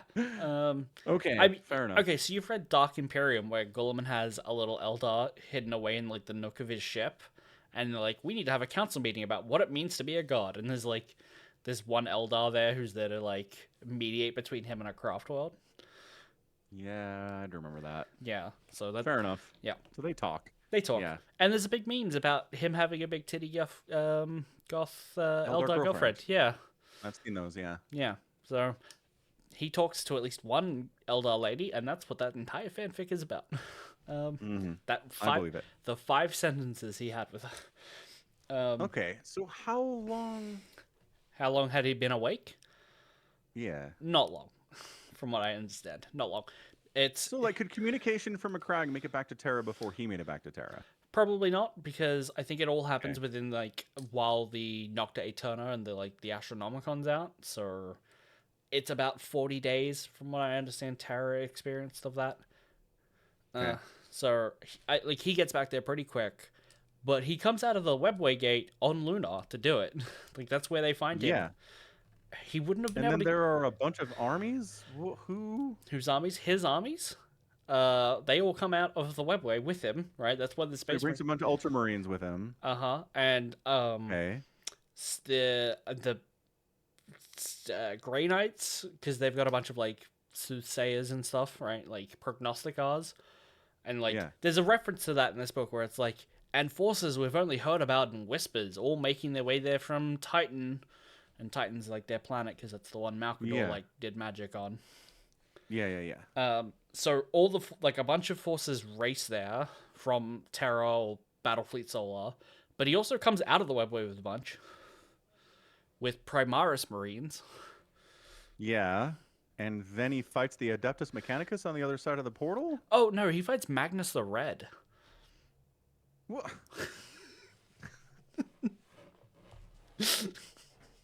Help!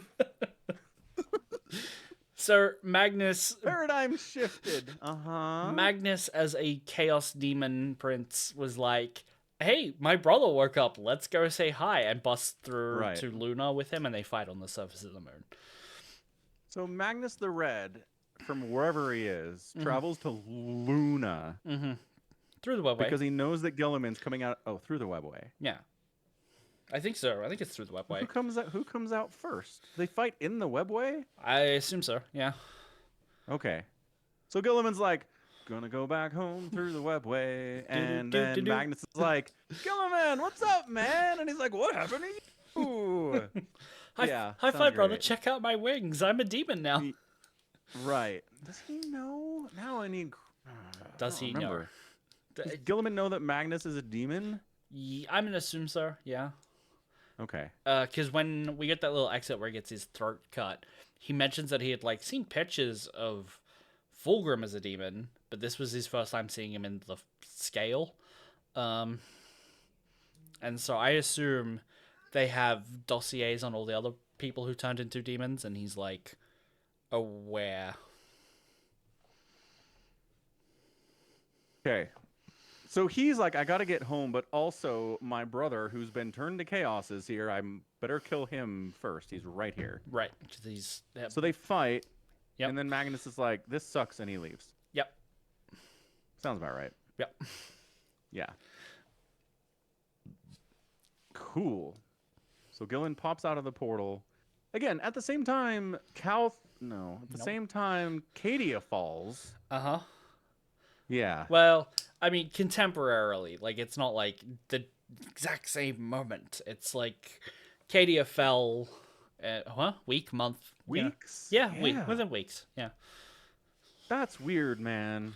Yeah, they moved. That's like, Cadia hasn't fallen for 10,000 years. We haven't had a loyal Primarch around for 10,000 years. And within 3 weeks, Cadia falls and Gilliman comes back. Mm-hmm. That's crazy. That's all.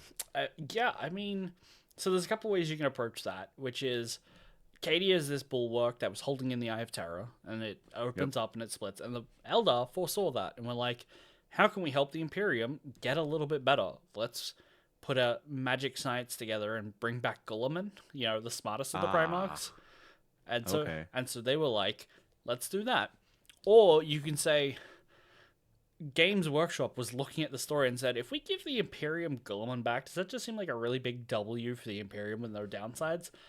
We need to give Chaos something too. Let's split the galaxy in half and destroy Cadia. To, balance it. Yeah. That's another option. Definitely. Yeah. Okay. All right. Got it. Thanks. No worries. Yeah. I've been reading Warhammer books for like 3 years. Yep. I mean, there's always more books to read. There's always more books to read. It's true. Yeah. Are we done with the Dark City? Like, everyone dies. There's not a whole lot to wrap up with. No, there's not. No. I mean, other than what happens to the throne now. Right. That's Right? excellent. That's the thing. Well, okay. So I'm going to posit a theory, which is the Astronomicon goes out because of Cadia opening up. But Okay. because of, like, time and distance and space, and the warp is wibbly-wobbly with timey-wimey, it kind of goes out maybe around the same time it goes out as Cadia dies. But planets experience the lack of the Emperor's light for different times, right? So some places will be like, we didn't see the Emperor's light for 3 weeks. And some places like, we didn't see it for 3 years. Right. What if the Emperor's throne failing was just seeing that in advance, and it's like, it's not actually really going to fail, it's just... They thought it was, because the light was going to go out, and so it had been working extra hard to keep the light on. But now it doesn't have that issue, because it comes back eventually, and now the throne is just in working order. So it's requiring more power to operate because the Astronomicon is failing. Right. But it was failing. Temporarily. It was failing because the warp was spreading, and until the warp found an equilibrium within space, and now it just functions a little bit nicer. It like stops at the Cicatrix Maledictum. That's why they had the Dark Imperium. That you can't see it, and so now it's like, okay, I can't see past that. I'm gonna stop trying. It stops drawing as much power from the throne. Throne stops looking like it's failing. Yeah. Yeah, so that's not something that the Adeptus Mechanicus guy really even considered that we see. Is that it's a temporary problem. He definitely portrays it as this will fail permanently if we don't fix it now. Yeah. He does say that he'd been working on it for like 500 years, so I think my theory holds less weight than it should. Because 500 years, even in Warhammer, is too big of a time for usual wibbly-wobbly, timey-wimey events to affect things. Right. That's fair. Yeah. So what does this... I mean, what happens... What does the story do with it in the last 15 years? Are the writers like, I don't know, it doesn't fail? I assume there's a codex somewhere that's like, and then Inquisitor Sherlock Clouseau Jacobim IV found spare parts in the basement and saved the day. Okay. Freaking Warhammer writers, man. They're like, let's introduce this really interesting idea. What if the throne is failing? And then they write 3 books about it, and they're like, I don't know. Moving on to more interesting stuff Well, now. I mean, cool guys. That's kind of how Warhammer works. It's like, hey, there's this really cool idea. Maybe it's a part of the setting, maybe it's not. Play your games as though it was, if you want. Yeah. Yeah. Again, Warhammer is board games. Warhammer is not books. The books exist to support the board games. Yeah. Tabletop. So, I think it's time for the wheel. Yes, it is. Now, there was a new Siege of Terror book out. Right. You talked about that. And I was really interested in, and you were really interested in. Right. So I've added it to the wheel, and now I'm going to show you the wheel. Okay. I have about... There we go. Doc Bravo is going to be so mad. He is. Now, I will say, I did do a test spin before the stream, and I did land not on Age of Ruin. Whoa, So, hot dang. I'm just saying, it's technically possible that we won't get it. If, very unlikely. Right. Statistically. Not likely. All right, let's go.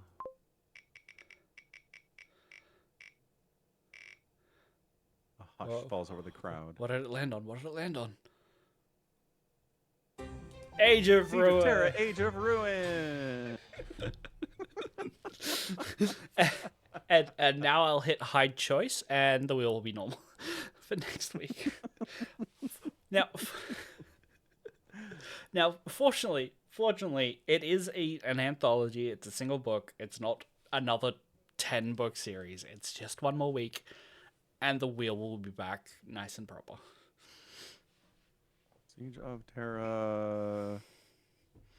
Era of Ruin? Era of Ruin or Age of Ruin? I don't know what I said.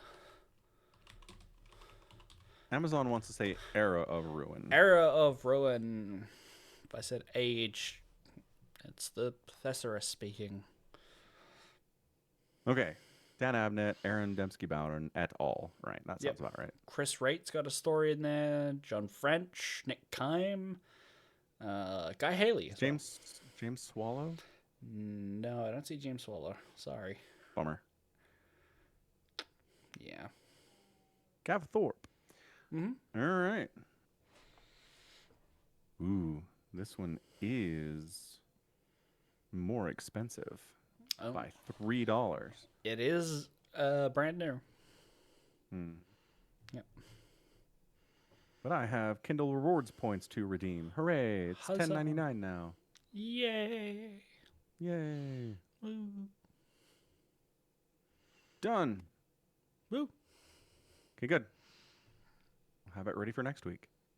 Yep, I will. Yeah, remember when you were like, "Are you gonna have time to read the book when you're at your reunion?" And I was like, I'm gonna be around like 40 people. I'm gonna want times to like be by myself sometimes." Yeah, I had it read by like Wednesday night. And you only left on like Tuesday, didn't you? Okay, so Yep, there were a lot of people, and you needed some alone time. I did. Yes. What I'm hearing, And then I finished the book, and I was like, "Now what do I do during my alone time?" yeah. I mean, I could have given you more to read. Yeah, could have done. Yeah, That's all right. It's all right. it's all good. Well, all right. Let's put a bow on it. I think. Yeah, we had 28 years later, and Superman, and a whole Warhammer book. Good grief. Good Long grief. pod. Yep. Probably not as long next week. Probably. Maybe not. Maybe not. Depending on what movies come All right. out. Yeah, right. I think, well, Fantastic Four comes out in 10 days. So that's after the podcast next week. Right. Yeah. Oh, Yeah. man, I didn't even All talk right. about Jurassic Park, did I? No. Jurassic What did you want World. to say about Jurassic Park? Oh Yeah. no, it's shit. Don't watch it. It's Okay. Yeah. I won't.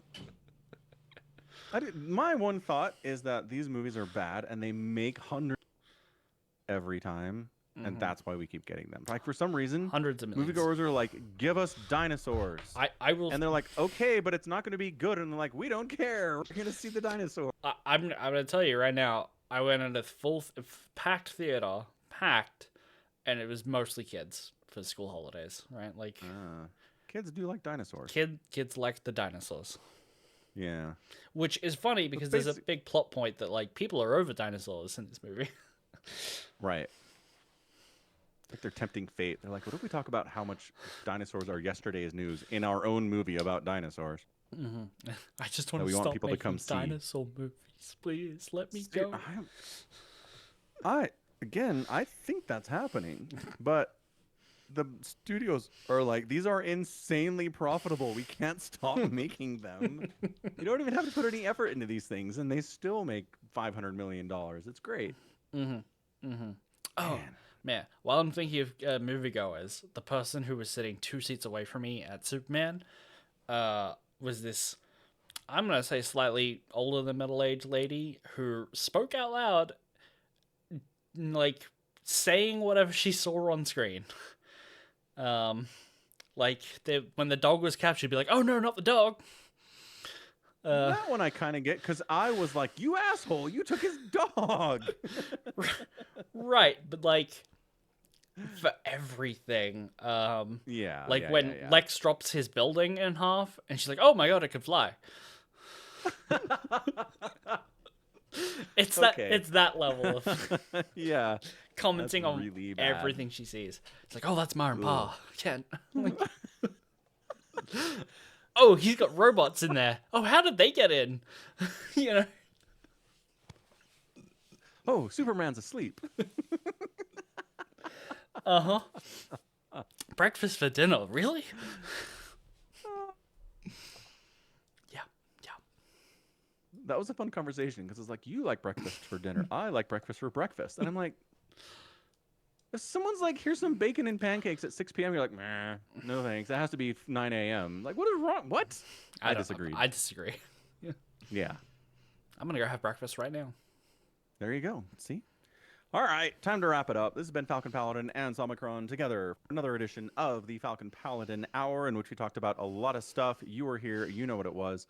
Go ahead and support the podcast by going to patreon.com/Somicron or buying merch at falconpaladin.store. You can also catch us live at twitch.tv/Somicron on Tuesdays in North America or Mondays in North America, and Tuesdays if you're in Australia. And also by watching VODs at youtube.com/Somicron. So check it out. Ultra, thanks for gifting a tier 1 sub to the channel to Polly, Clarence, Walnuts. Rockin' on. Let's go. All right, back tomorrow. More Warhammer, Siege of Terror fun stuff, and maybe some other things that come to mind. Back tomorrow.